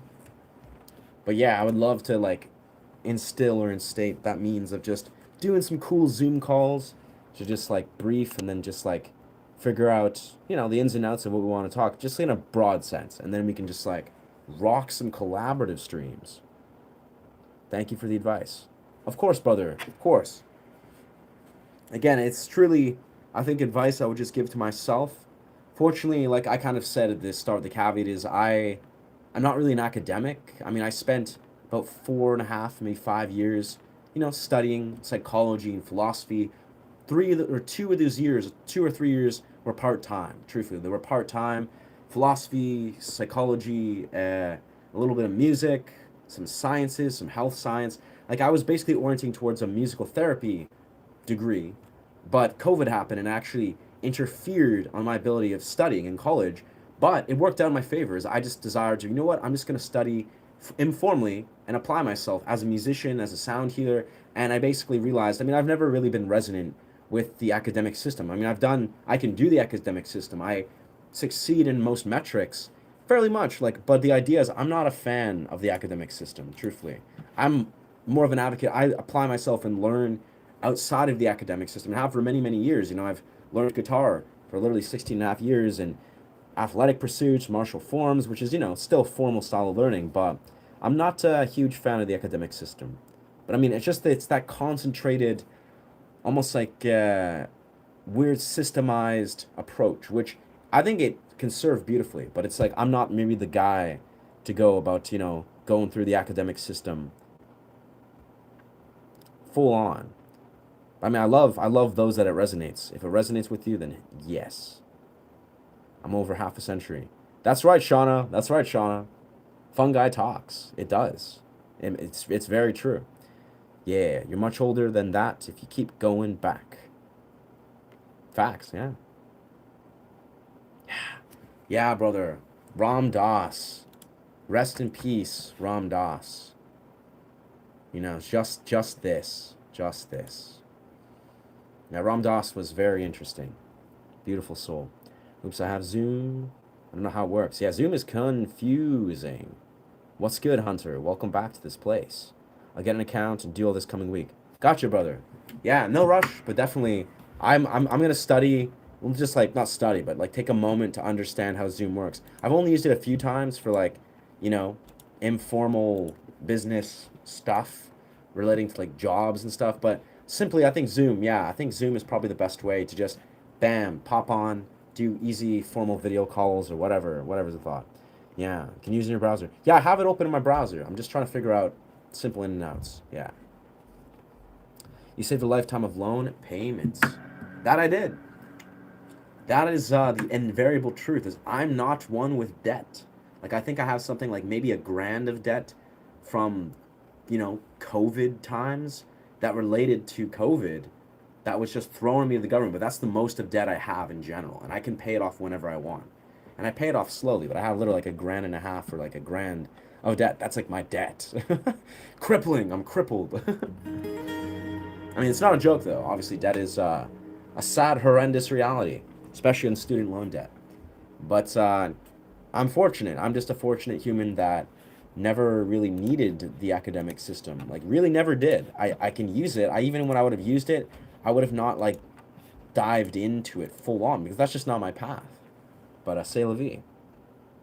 I don't know if it's the proper time, probably not hindsight, but I'd like to extend something in the future if you're welcome onto my stream anytime. Oh, that's kind of you, brother. That's kind of you. I've never thought about that. Entering other streams. Yeah? Yeah, that could be fun. That could be a fun thing in the future. I'm not entirely... I'll have to think about it. Yeah. Yeah. That's fair. Again, I'm just informally... I'm trying to navigate these waters of being like, okay, how can I, get to know some of the people in my community that want to do collaborations, just in a brief sense, just to like set the tone of being like, okay, what are we going to talk about? Or what are we, if there's really like that flow of like, all right, let's do a thing. Just to prepare, I think it's a formality. It's not even like an impending thing. But yeah, just a thought. Good night. Good night. Hope you have a blissful sleep, Moon Stars. I think we're probably not going to be streaming for an insane amount of time today. Probably like another half an hour, 40 minutes maybe. We'll probably hit the 2 hour mark. Because I think I want to focus on training. And my schedule got a little derailed because my twin had some sort of time sensitive stuff. But that's the way it is sometimes. I think I'm going to do one thing though. I'm going to take a moment to do a little bit of quick bit of training here. This is actually, I've done this a few times on these streams. I've been focusing a lot on training basically styles of kind of like these freeform styles of boxing slash almost like Wing Chun slash JKD slash Tai Chi.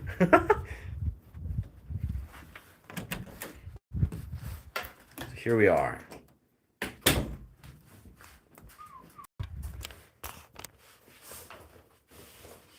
Yesterday I found myself getting a really good flow state doing this.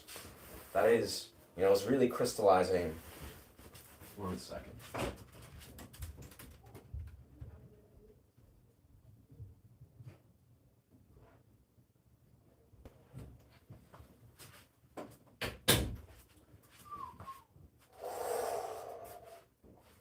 All right, let's find these gloves. Oh, wow.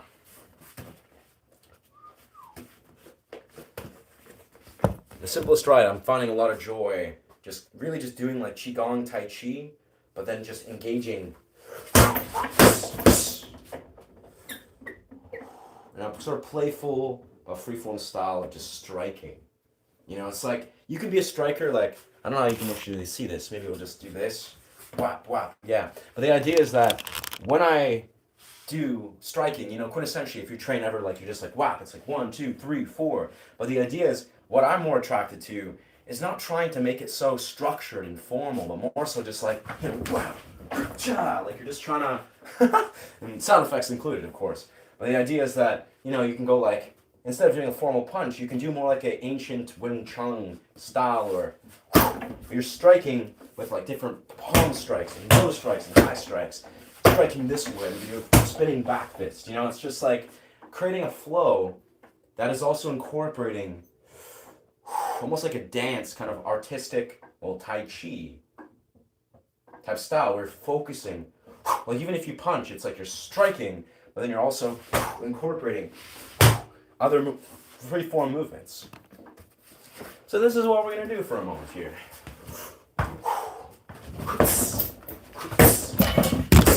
Oh no! I should have seen that coming. I should have seen that coming.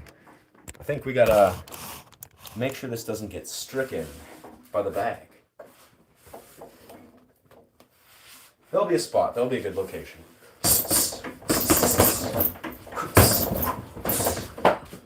Oh, there goes my tuning fork.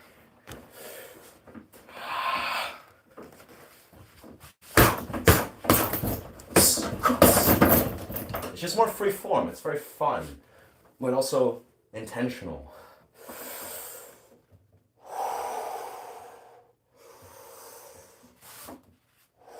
Intentional with the feet, feeling every sensation of the way your feet are rooted in the ground, feeling the weight displacement fully.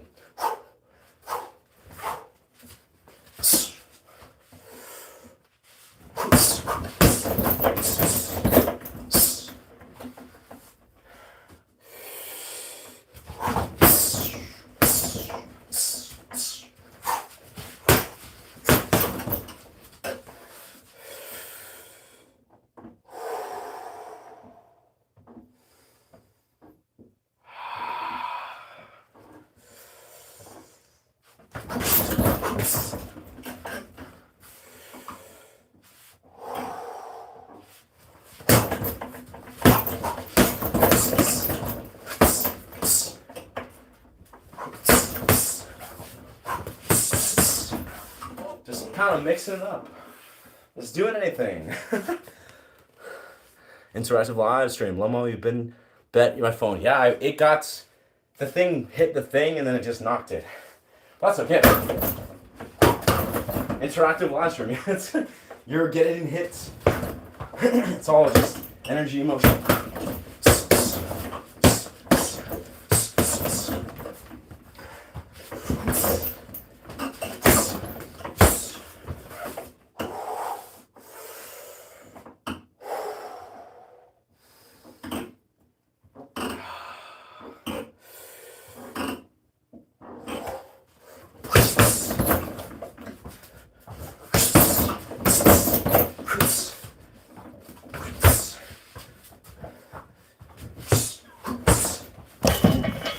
It wasn't. Oh no! Gotta find a way around that because that's no good for the viewer. Maybe we'll move the bench a little bit.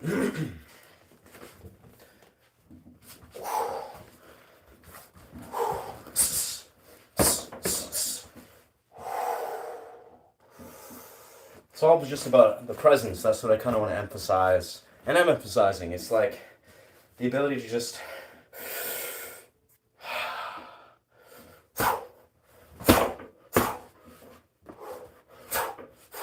introduce like heightened awareness to spatial awareness,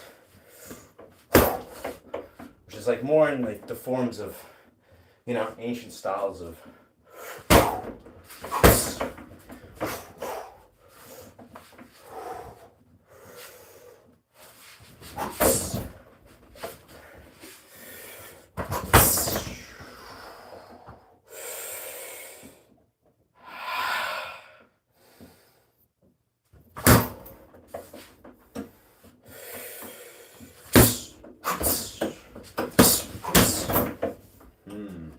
that seems imbalancing.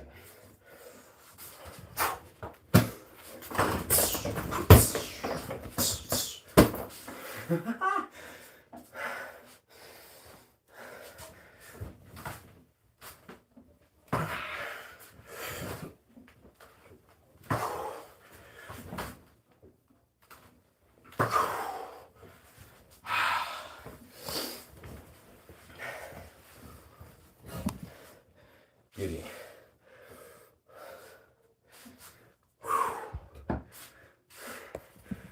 Magic. This is fun. We're taking hits too.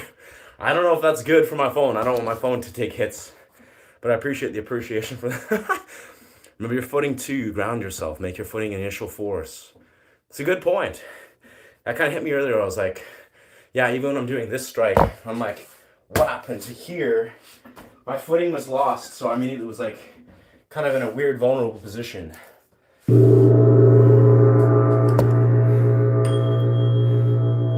Yeah, that's definitely something. That's kind of what I'm trying to study for JKD, or why I want to study JKD. Oh damn! Whoops.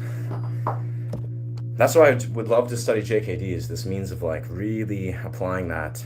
My guy's hitting a bag. Only one more cover song request. The bag picturing one more cover song request. What? We're thinking of anyone in particular when you're hitting that bag. No, actually. Honestly, no. I tried that for a period. I was like, yeah, let's summon the energy of directing at somebody, but nah, I hit that actually with the pure, like, tranquil, almost like, it's like a playful, combative playfulness. It's not directed at anybody. Hey, thank you. I love the shirt too, friend.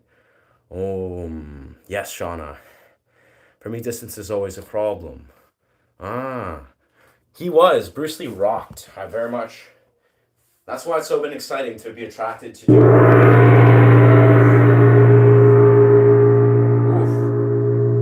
That was a powerful point of strike. Let's hit the center. Yes, the center, very balanced.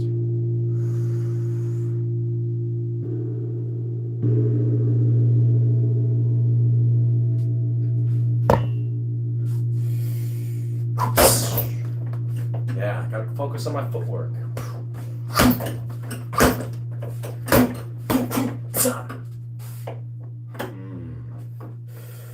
It's funny though, I'm really trying to, like, in some realm, it's like Tai Chi, often, you know, when you're doing Tai Chi, it's about footwork that's using weight displacement in the most immediate sense, where you're basically trying to really focus on the subtle elements of, like, giving and taking, giving and receiving. So giving energy, receiving energy. Receiving energy, giving energy. In the feet, you can't really see it, but my feet are basically going like down and up, down and up. Yeah. But in that immediate sense, I think it's almost counter in a sense. Like when you look at the way, and this is, you know, commonality, it's like a lot of these modern, you know, martial art disciplines, they're focusing so much on striking through the opponent. You're trying to generate force, where a lot of these other martial forms, I don't know about JKD truthfully, but with like Tai Chi particularly, or yeah, like Wing Chun or even Kung Fu, it's like you're trying to sort of approach it a different way, which is unorthodox and sort of foreign. Well, that's actually not the coat I want to wear. It's kind of foreign to me, but that's kind of part of the fun. It's like it's unorthodox and invites me to think in an unorthodox way. So that's always fun.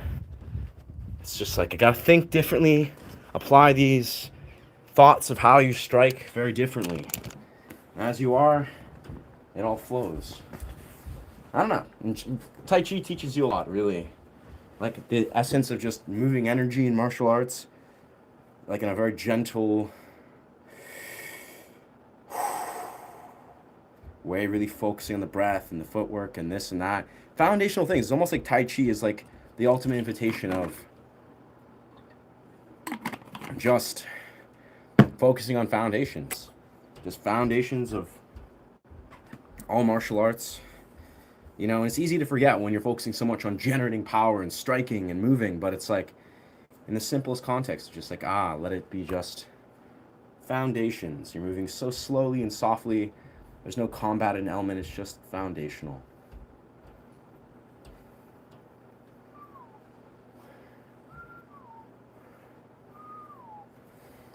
Did you and your twin have time to talk? That we did. What's good, Temple? We did. That we did. Yeah.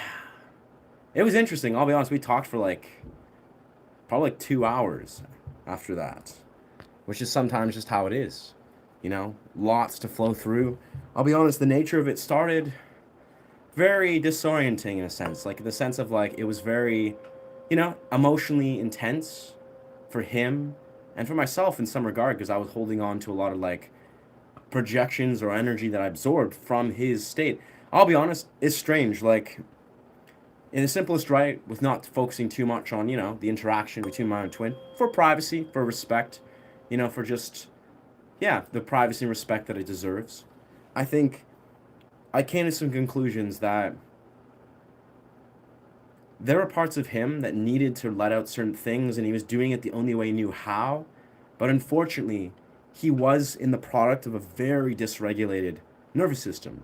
The dude was just under stress. He was not successfully able to compose himself or regulate himself, which seems to be a common theme. It's almost like, and for him, I think he doesn't recognize how he thinks that, the things he's justifying, or the responsibilities or the stressors that he's evoking, aren't something that he basically takes into consideration. It's almost, I'll be perfectly honest, with removing the entirety of the specifics of the topic, this is the quintessential example of a person that doesn't understand the vital importance of regulating their nervous system. Like in the deepest sense, it's like, here's a human being, which is a sad reality for a lot of us, is like, you see the way oh, but I, XYZ, blah, blah, blah, you justify, dysregulated behavior with just simply, this is the natural course of how things need to be, but it's a different parallel. I think it's just like the absolute act of regulating one's nervous system, honoring the somatic body, is a deeply woven parallel that has infinite application. It's like whether you're talking about the difference between someone that goes and does, maybe not, for example, even myself, they do various dimensions of strenuous training, like, martial form training, maybe jiu-jitsu, and they do cold plunges, and they're maybe doing some sort of sauna, meditative, yogic practice. The allotment of how this is priming and shifting the energy in your body, somatically, energetically, etc., is significantly different from somebody that's never even engaged in any of these practices ever. So I think it's just like, there's, subject matter and things that are important to air and express and energetically and etc., to flow through. But then there's also just so much to be said about one who's giving themselves that ability to regulate themselves somatically. And again, I don't know, part of the human path. Everyone plays a final role. Yeah, it's a lot, brother. I'll be honest, brother. Like I spoke of this in, a brief bout when I was wandering through the forest and just being transparent and being like, here we are. Like, this is my reality. This is my path. This is how I am in this universe. You know, I am a twin, and the twin experience is what it is. You know, it's a powerful, potent experience that requires a lot of self-awareness and patience and unpacking this and that and the other. And it is what it is. Like, it's just a part of my own journey. But sometimes, wow, even as days yesterday, I'm like looking at, I'm like, whoa, like, wow, what a journey, like what a part of the human experience that is mine. You know, it is something how twins can be so close to the R and somehow twins aren't close at all. Yeah, deeply woven parallel, deeply woven parallel. Yeah, yeah. I mean, it's an intriguing thing. I could talk about it for a long time, but I think in the simplest right, it all comes down to foundational things. You know, it comes down to knowing oneself, honoring and understanding boundaries, honoring and understanding the body, this and that, just foundational things. Like, you know, we as humans, we're not so uh, separate in the sense of what, at a core level or a primal level, dictates how we experience the world. You know, the stressors in our nervous system, and it's interesting. These are all things that are fun to consider and think about, I would say. Absolutely. Yeah, thank you for being here, witnessing, even just this last little period of just like so fun. I feel like it excites me, and also it's like intrigues me to see those that respond to, you know, me just doing some bag work, doing like training protocols. Like, even, you know, the other day where it was a beautiful sunny day and I found myself go into the forest and just train, you know, just literally just sit in the valley. I was like, oh, let's experiment and do an exploratory style of content where I'm literally just chilling in the valley, doing handstands, you know, running around the field, doing freeform movement tricks. That felt so good, and it felt so interesting to see the um, the way that that rooted and grounded me, but also how powerful that is to unpackage that way that it's impacting me, you know, as a streamer, as a person, and then showcasing that and embodying that in the interactions. Like, really just being, this is the power of the body. This is the ability that you have to root yourself in the body, and it actually is very representative of how I am. You know, as a fact, I do this all the time. Like, if you knew me in the real world, it's like I am always, in many capacities, empowering myself with my body. Like, whether I'm just taking breaths and doing qigong, or slipping into a dance flow state, or if I'm like on a dance floor and rocking out a flow state and doing handstands. Like, I'm a massive believer in the ability the body has to generate empowerment. It's like, you as a person, you know, you can look at it in the simplest context. We're like, the mind is, you know, is ever present and it's operating all these different ways, but then the body is like this vessel. It's like the catalyst, the root, the thing that is rooting you to this reality. And when you're like simply rooting yourself in the body, the mind can see with clarity. It's like, you know, you get this adrenaline, you get maybe this dopamine or whatever is operated from whatever this body activation is. And again, as a guy that does this all the time, it's almost like, for me, it's like a philosophy. It's like a core part of how I operate in this world. I am a believer in, you know, rooting yourself in the body frequently. And, you know, whether this is me just being like, hey, I'm going to go and hit a heavy bag or do some handstands, or I do this all the time in the real world. And I think it's beautiful to involve that in, you know, the way I am, yeah, displaying myself or embodying myself. It's like, I want to show people that that is a powerful thing, that once you honor it, it will honor you. Like, honor your body frequently and often, and it will truly honor you. It will bring you back into your body, outside of the mind. And it is that simple. And it's great. It's great to be able to do cool stuff with your body. Especially as men. You know, we as men, we are blessed. All humans, naturally. All humans, men and women. But we as men, we have this, like, almost, you know, ancestrally reinforced, you know, genetically bolstered dimension of how our bodies are so beautifully capable, right? We can do fantastic feats. We can honor our strength in our body and nourish ourselves and accomplish beautiful things. It's just, it's such a, it's like, I forget who said it. I think it was Socrates or Aristotle, but it was like one of the ancient, you know, philosophers of that dimension, like of that generation, was very open to being like, it is a travesty, I think they said, or it is a tragic to see, a man that lives his entire life and never truly sees the full capability of his vessel, of his body. And he was like, I think it was like just the little quote had a, sculpted ancient like Roman statue or like a Greek statue, some sculpted dude. But the idea is that like, what a absolute truth.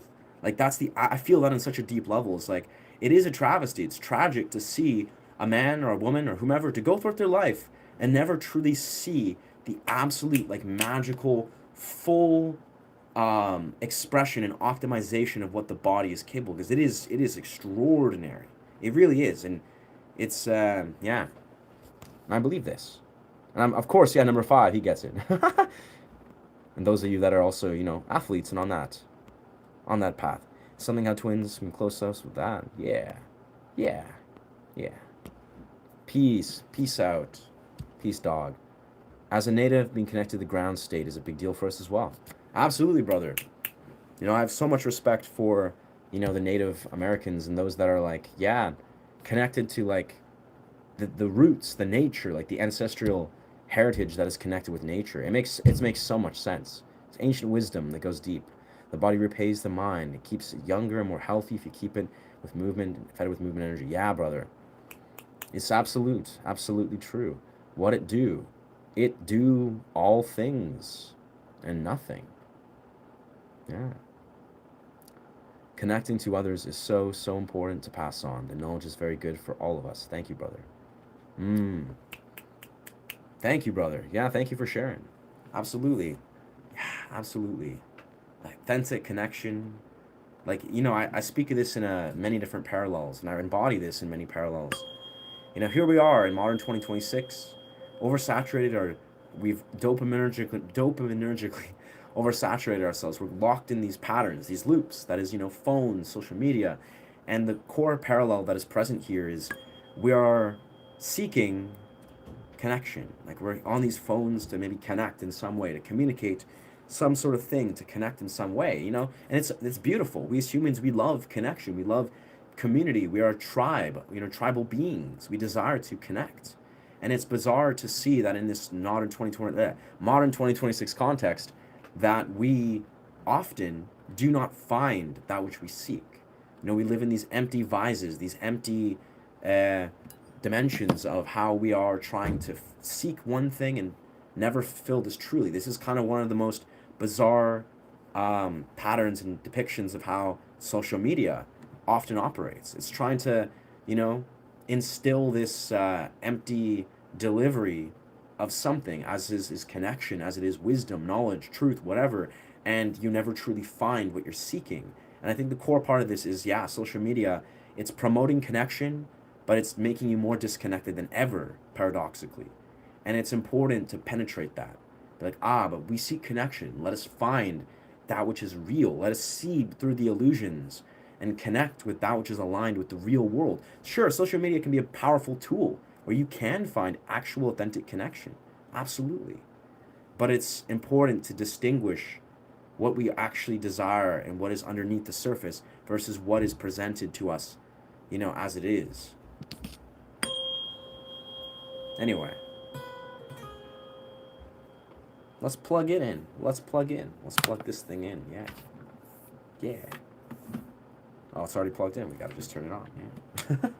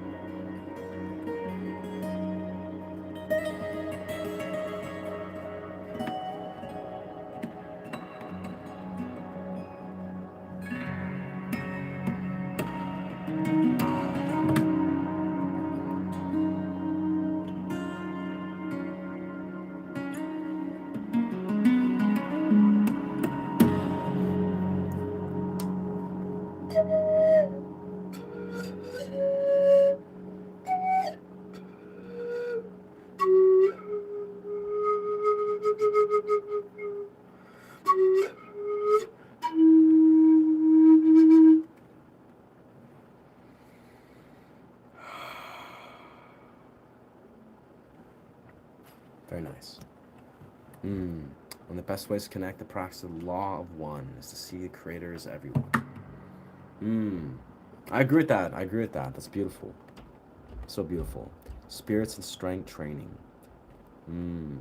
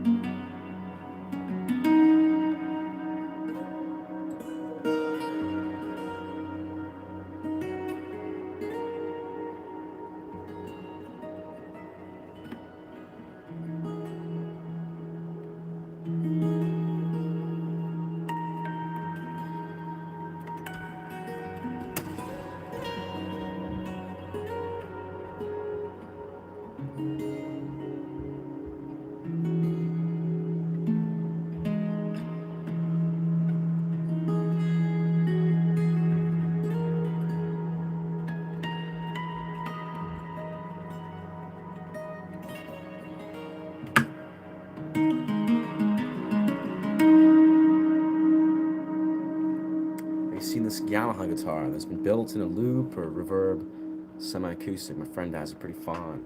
I think I know what you're talking about. There's someone recommended. Yeah, there's a guitar has like it looks like kind of a robot. It has like a little circular looking thing in it. It's not my thing. Yeah, that's cool as fuck. Yeah, built-in looper, reverb, delay, and everything. Semi-acoustic. Yeah, I'm almost positive I know which one you're talking about. Yeah, that's cool. Built-in looper. That's genius. I gotta say, that's like a game changer as a whole. Welcome, welcome, Anna. Welcome, Anana.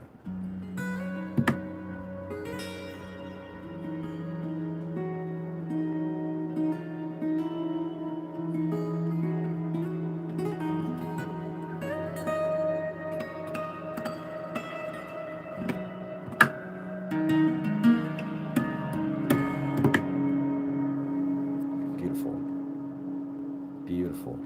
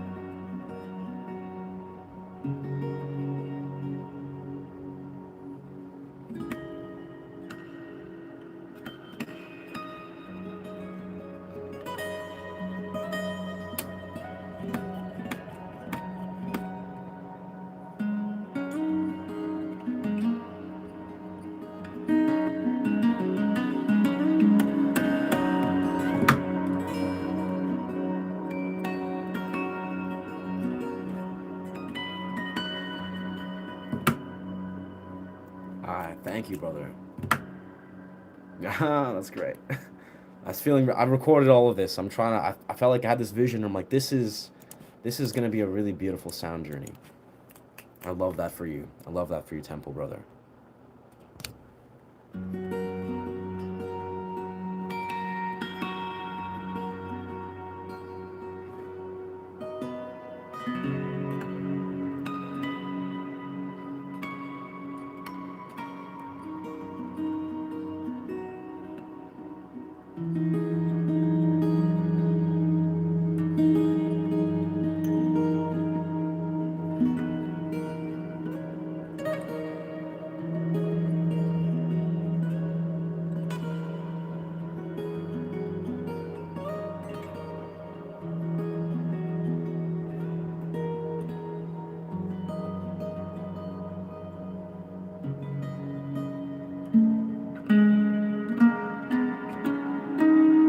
That's where we want to go.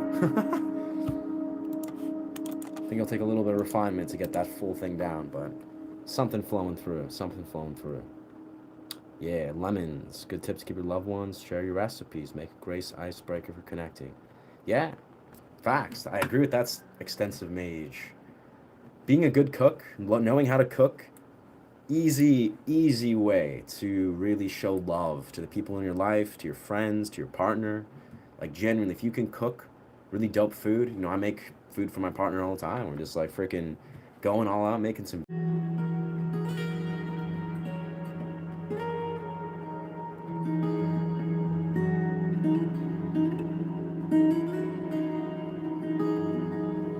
I'm gonna try something. I wonder if a heart only gets so many beats in a lifetime. Vigorous exercise strengthening, but also speds up the wear in another sense. Fungi, say fuck it and go ham. I don't think so. Yeah, I don't think so. Like, that's like a spiritual sort of context of like, we only get so many breaths in this life, which is true in an absolute sense. But the heart, I truly feel, is meant to be beating. It's a rhythm of life. Like, it's not meant to just expire at a random instance. It's meant to be. It's resilient. It's adaptive. The physiological vessel, it's very adaptive. Like, evolutionarily, it's been designed to adapt. The heart, all the muscles, all the body, it's like a masterful adapter. So I wouldn't think that that's how the heart could operate. That being said, I'm sure if some people don't honor their heart and they cause, incongruence with letting it actually be successfully, healthily used, as with their body in general, of course.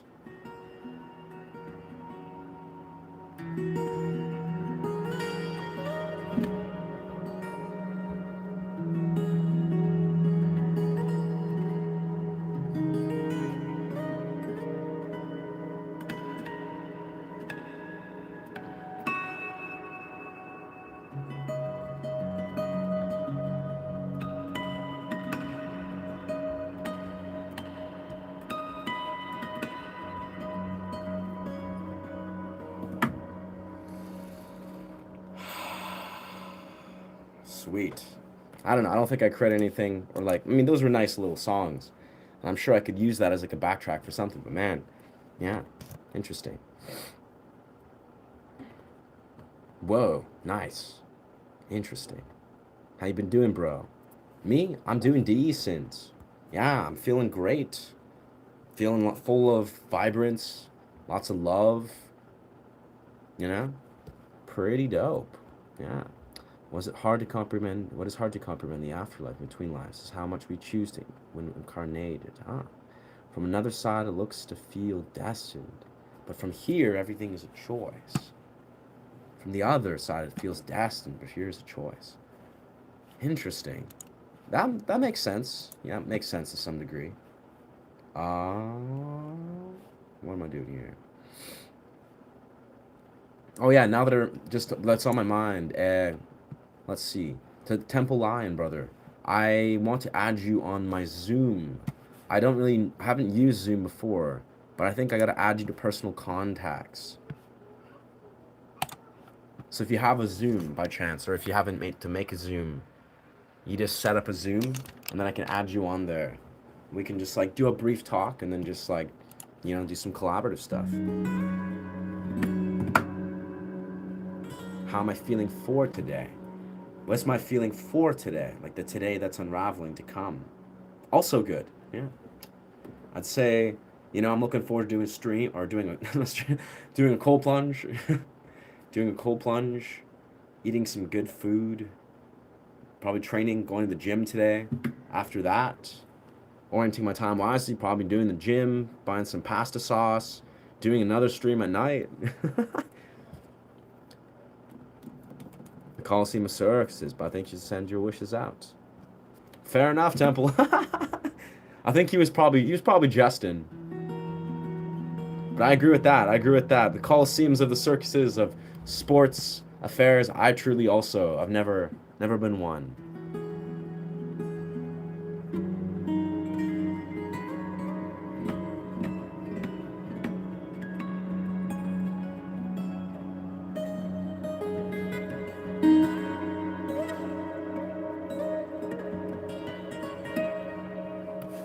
Lots going on here. Lots going on here.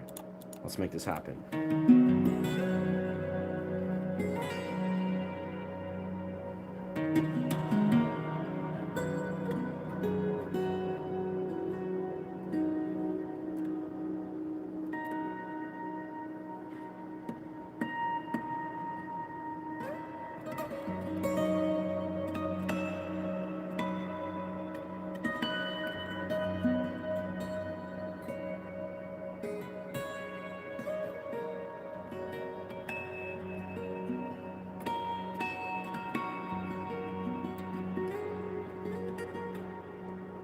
Feels very unrefined, but I feel like it still sounds good, but I feel like I could do something refined with this composition.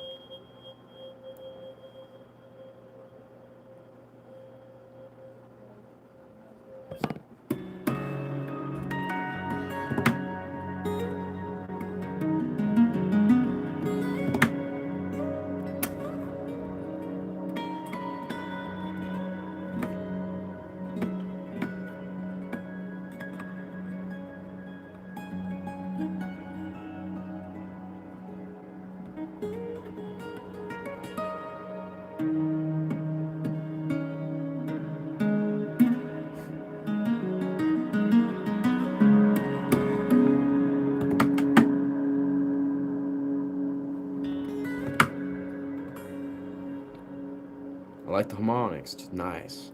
Appreciate that, brother. Great heart to witness. Wish you all the best, brother. Thank you, thank you, Doc. Thank you, Doc. Thank you, Doc.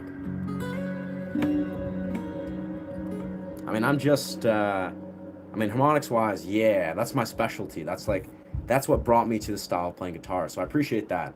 I really strongly believe in harmonics. Like, really love that shit. That's like why I play guitar in many rights, among various things. But that's like one of the most pivotal elements of guitar for me. And nice. But the idea is, yeah, I mean, as I am, I'm just a human being, brother. I'm just a guy that, you know, has just been blessed, I'd say. Like, I have lots to be grateful for in this life. And it just makes me feel, you know, happy. Like, I can lead with the highest expression of myself. I'm just a human being like any. I'm flawed and perfect. I'm living out this 3D world. You know, I've had to really just go on a very arduous, authentic quest to become, you know, the authentic person that I am today, or just to live in the higher expression of myself, of how I love to live. And the product of doing that is kind of operating from this, you know, state that is harmonious and is at peace in a very like real way. It's not like, you know, if I was going through shit and I was feeling angry or depressed, or which I do feel all these things, you know, in little bouts, or have it previously, like very concentrated bouts, that's the way I'll be. That's what will flow through. That's how I will become, and that's how will shape my reality. But as I am fortunate to sort of see the alignment, the way of how much autonomy I have over my experience, I just become the product of that. You know, I'm just a dude that is living a good life, you know, at this point.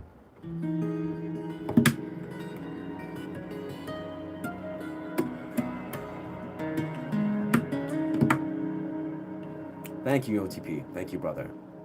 Now, that's funny you say that.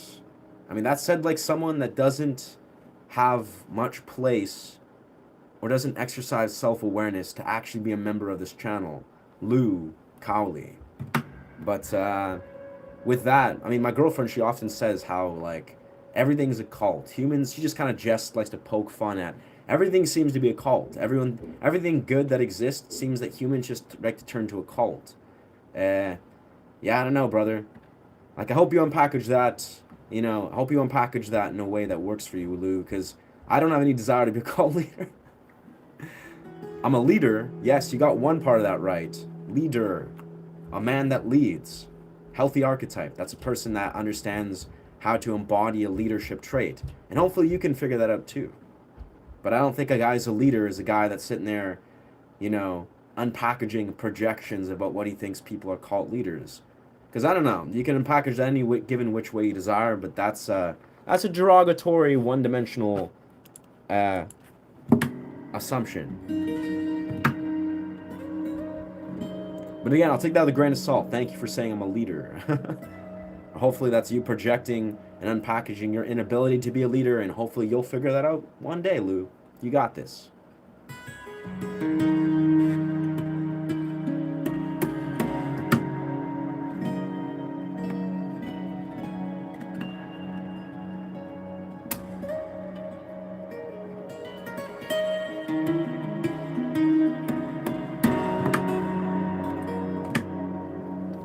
How do we fight back? By creating art.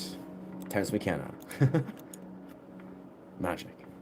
Where are all these witches? Manson. I'm waiting for the cult right now. JK, anyone thinks a cult is witch hunting? Honestly, it's a slippery slope. Saying this is a cult, they're a cult, that a cult, cults. It's like, that's very loaded. That's loaded language. It's like, sure, people who are leaders of communities can be disintegral. That's maybe what one defines as a cult. Someone who's disintegral, who's practicing things that are out of integrity within these larger constructs of community. But yeah, in some sense, that's kind of a weird, loaded, one-dimensional word that, people like Lou, or whatever his name was, Lou Koo, or whatever, yeah, Lou Cowley, people like him are going to use as, like, weaponizing it. They're like, oh, damn, you're a cult, this, or, oh, that's a cult, oh, but people are this, that. It's like, brother, like, see with clarity. Discern effectively what really is, like, use discernment. Sharpen your ability to discern and see what is actually integral and people leading people in a healthy community. Have the discernment, to see through what is and what is not. If you can't, then, you're going to be like Lou and you're going to pop on YouTube live streams and call people cult leaders. Which is not even that bad of a thing to say. But it just seems misplaced. A little bit misguided.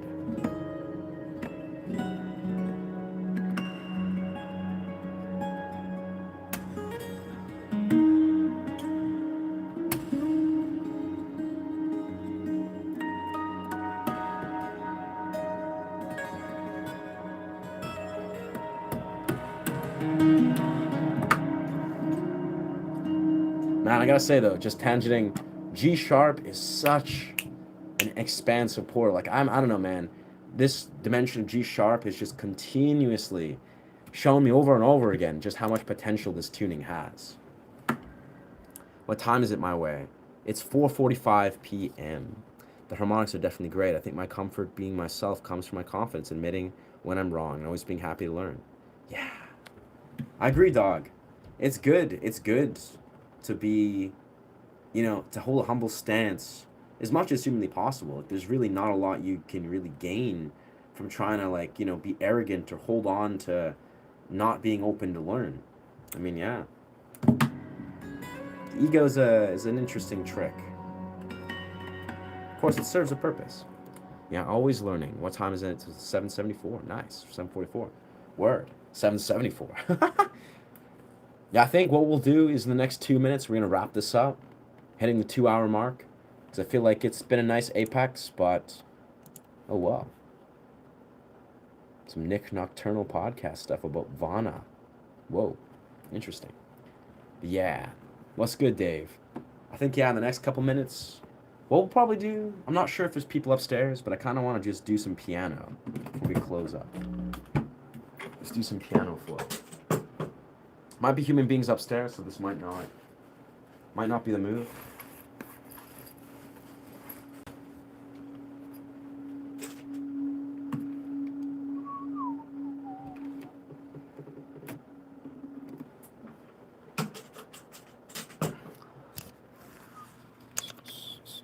Nick Nocturnal. Dude, yeah, Nick Nocturnal is awesome, man. One of my favorite music YouTubers. He's actually also from Canada. I think he lives in Brazil now or something, but he is originally from Toronto. Really cool guy. Very funny, very entertaining.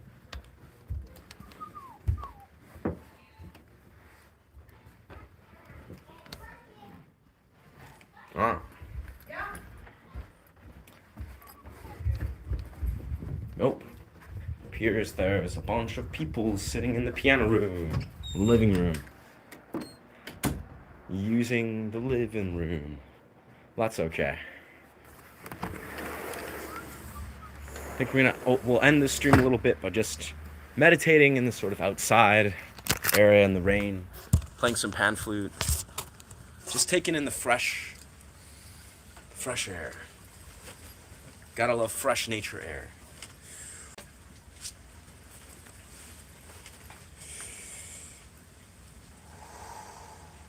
Sound of the rain. This will be great for doing a nice cold plunge. Cold plunge in rain.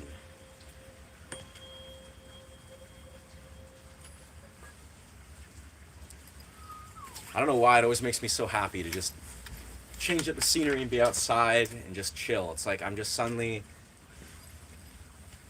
the multi-dimensional nature of streaming, just like, hey, we go here, we go there. It's a very healthy connection. That's why I love so much, doing rolling streams as I do. And it's a nice day, connecting my phone onto my guitar and just going. Like, that feels just like medicine. I love it so much. And I feel like that conveys in the way the stream is held. It's like, just going. I don't know where I'm going. Go to the beach, freaking go to the forest. It's just like, that is just high tier content.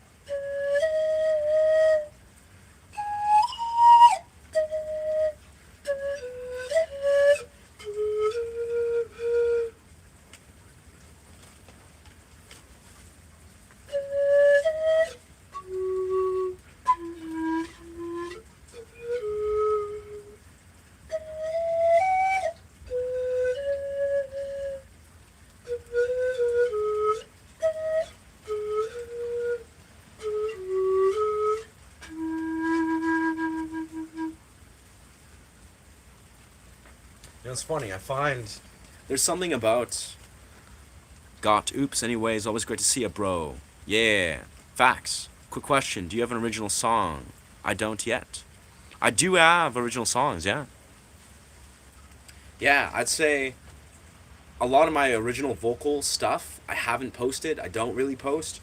I posted some of it on my Instagram, but innately almost everything I post on, everything that I post, obviously, on my YouTube is original. Like all my just sound journeys, compositions, of course, it's just original stuff that flows through that I've created.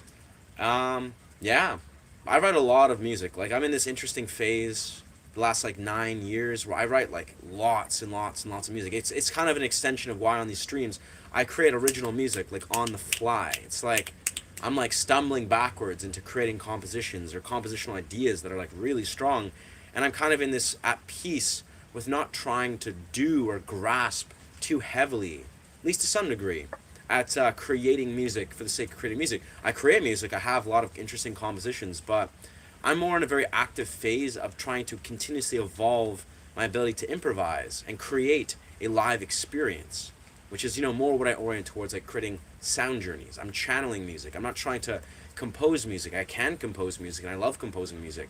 But I'm trying to channel music. I'm trying to learn to empty myself and create an improvised channel where the music is flowing through. And for me, that's just what feels good. Working on my first song called Dream Walking.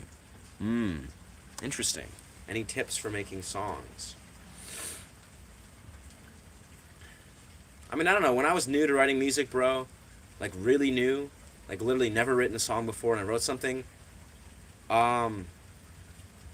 just appreciate your ability to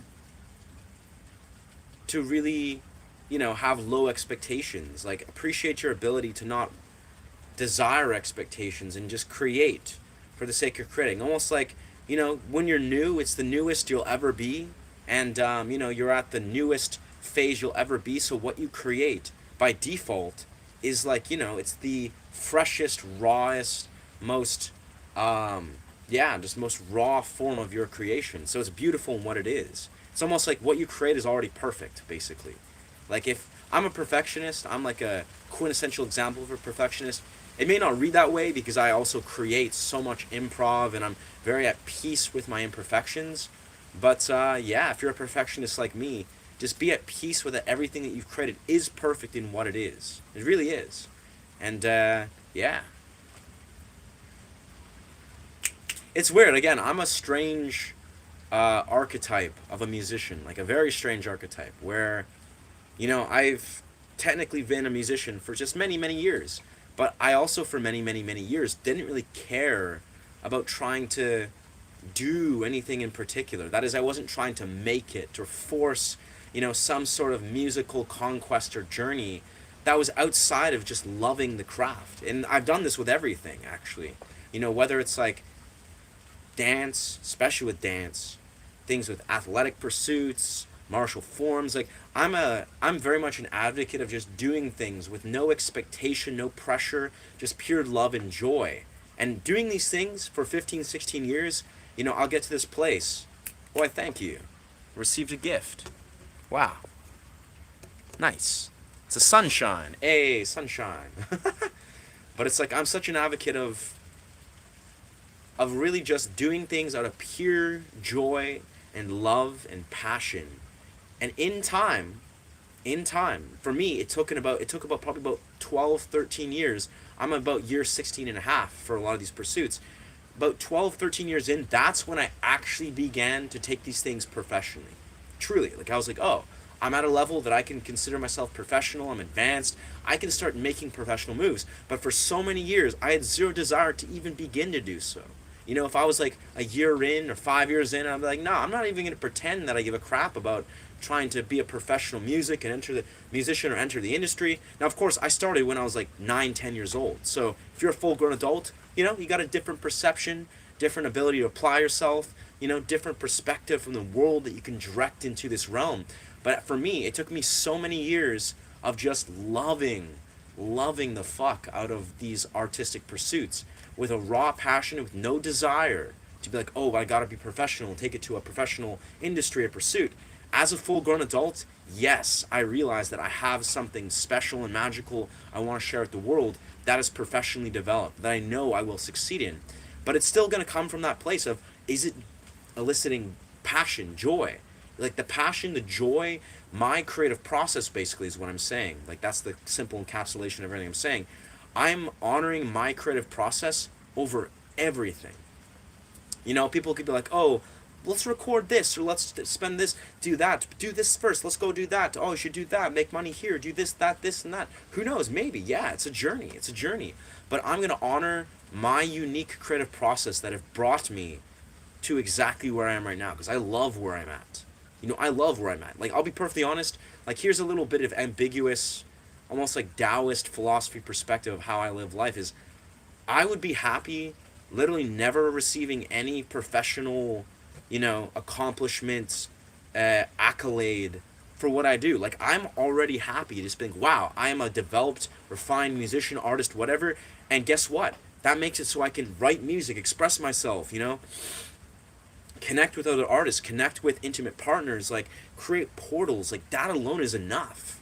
Like, all these accolades and these hoops you jump through in society, that doesn't really interest me that much. Now, yes, we live in society. I'm in 2026. I'm a full grown adult.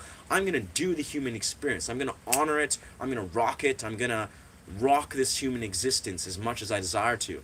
But I'm not going to forget that core, like, inner child desire to be like, you know what? I don't care. Like, I don't care to try to succeed because I've already succeeded. I've already succeeded. I can do this music thing. I feel happy within this expression. I can bring people joy. I can connect with my heart and connect the hearts of others. That is enough. That is success in my eyes. I don't care about monetary success. Now, being a YouTuber, I think it's given me a higher vision of how I can not only succeed, but powerfully succeed in a way that actually feels aligned with passion, joy, and this childlike sense of freedom and joy and all these things that I don't really see aligns with a lot of the quintessential professional routes that a lot of these musicians or artists kind of try to box themselves into. Anyways, that's my 2 cents. But thank you, Dave. Appreciate you, brother. Sunshine. That's a beautiful metaphor. That's a beautiful, good omen. Thank you, brother. I'm thankful you've been cool with it. Hey, right on. Makes me feel better in my choices. Eventually lean into it. But yeah, man, a whole nother passion. Yeah, I'm going to keep it as a hobby because I love it so much.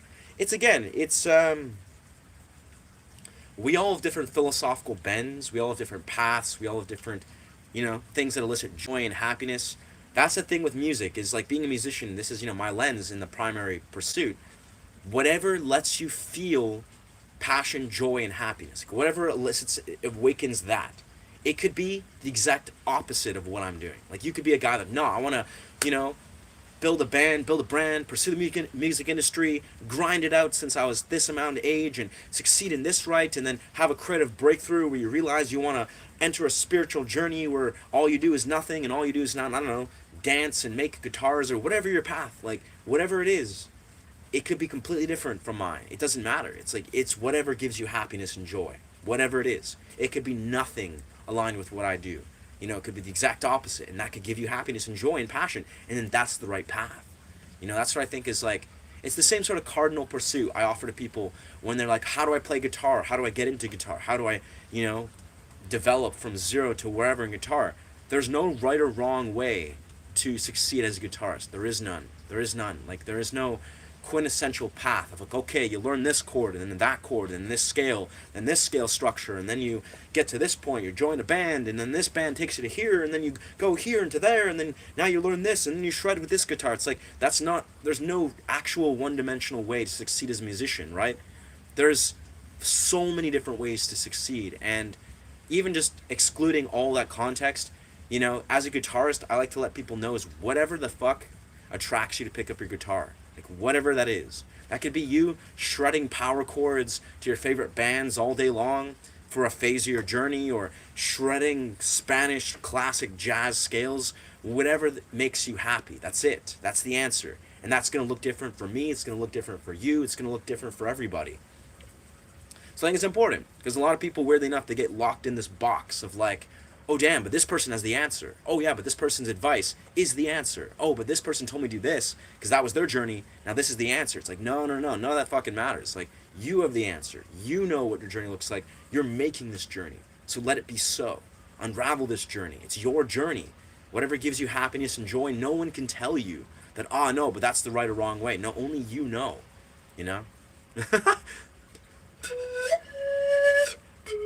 Anyways, that's my 2 cents. I don't know. It's me kind of venting / offering unsolicited advice / offering some perspective that, I've shared with people that ask about music and learning guitar, which I love to share because it makes sense. It makes sense. Congratulations, Ryan. You're a unique, authentic artist. Thank you, brother. Your words mean a lot, brother. Honestly, like OPT, I respect you, dog, and that's very kind of you, man. What's good, Mac? What's good, Mac? Eggless Horseman. Nice. Thank you. I love the responses. Nice. Yeah, it's got to do what makes you happy. Gives you joy. It's like, whoa, I heard a motivational speech similar to this. Nice. Makes sense. I'm a motivated human being. Like, I am. I'm a quintessential example of a dude that's motivated. So I don't even have to try half the time. I like to think, I like to philosophize, but when I'm saying motivational stuff, it's not coming from anything but my my pure intuition and experience. I'm just like blah blah blah blah, because it's like it's not that I have to think about it. It's the fact that I live in a motivated reality. It's just like this is what I see. This is what I experience every day. This is the narratives I'm feeding and pulling every single moment that I live. It's just nonstop. It's like constant web of motivational speeches that is, it's you're just coaching yourself basically.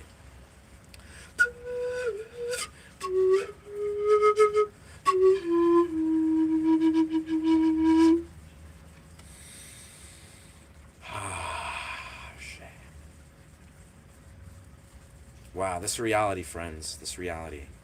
This reality. This reality. Very cool. This is it. The time is now. Yes, sir. You have a warrior's heart.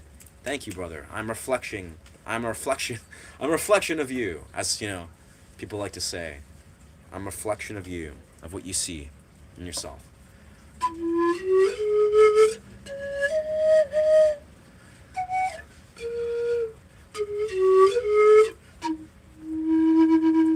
Magic. All right, I think we are officially going to put a close to this stream. Heading 2 hours and 15 minutes. Feels like a good time. And do a cold plunge, do a run, eat some banana pancakes or something, and go to the gym. Yeah, it's the move. Am I from France? No, I'm in British Columbia, friend. British Columbia, Canada.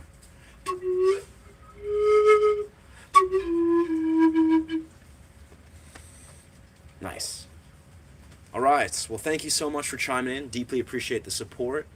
And yeah, like genuinely being monetized for the last few days or 4 days, I think, it's been a magical, incentive, motivating dimension where, I've been doing this YouTube thing pro bono, pure pro bono for like 8.5 months. And then as we've finally become monetized and we're about a week away, it's inevitable now, about a week away, probably about 8 days, maybe 7, 8 days, and we will be fully ad revenued up. So we'll get monetized revenue, from views, which is tight. It's tight as fuck. So it's all unraveling in an exciting way. I deeply appreciate the support continuously. And yeah, thank you so much for being here. And I honor you. And I, just remember to let yourself honor yourself and to honor each other in this beautiful 3D reality. Yeah, things are beautiful. We are what we see and become. It is and it is not so. And so it is. It is and is not so. Anyways, thank you so much. Appreciate you guys. Much love. Ashe. Ashe, friends. Bless. Much love.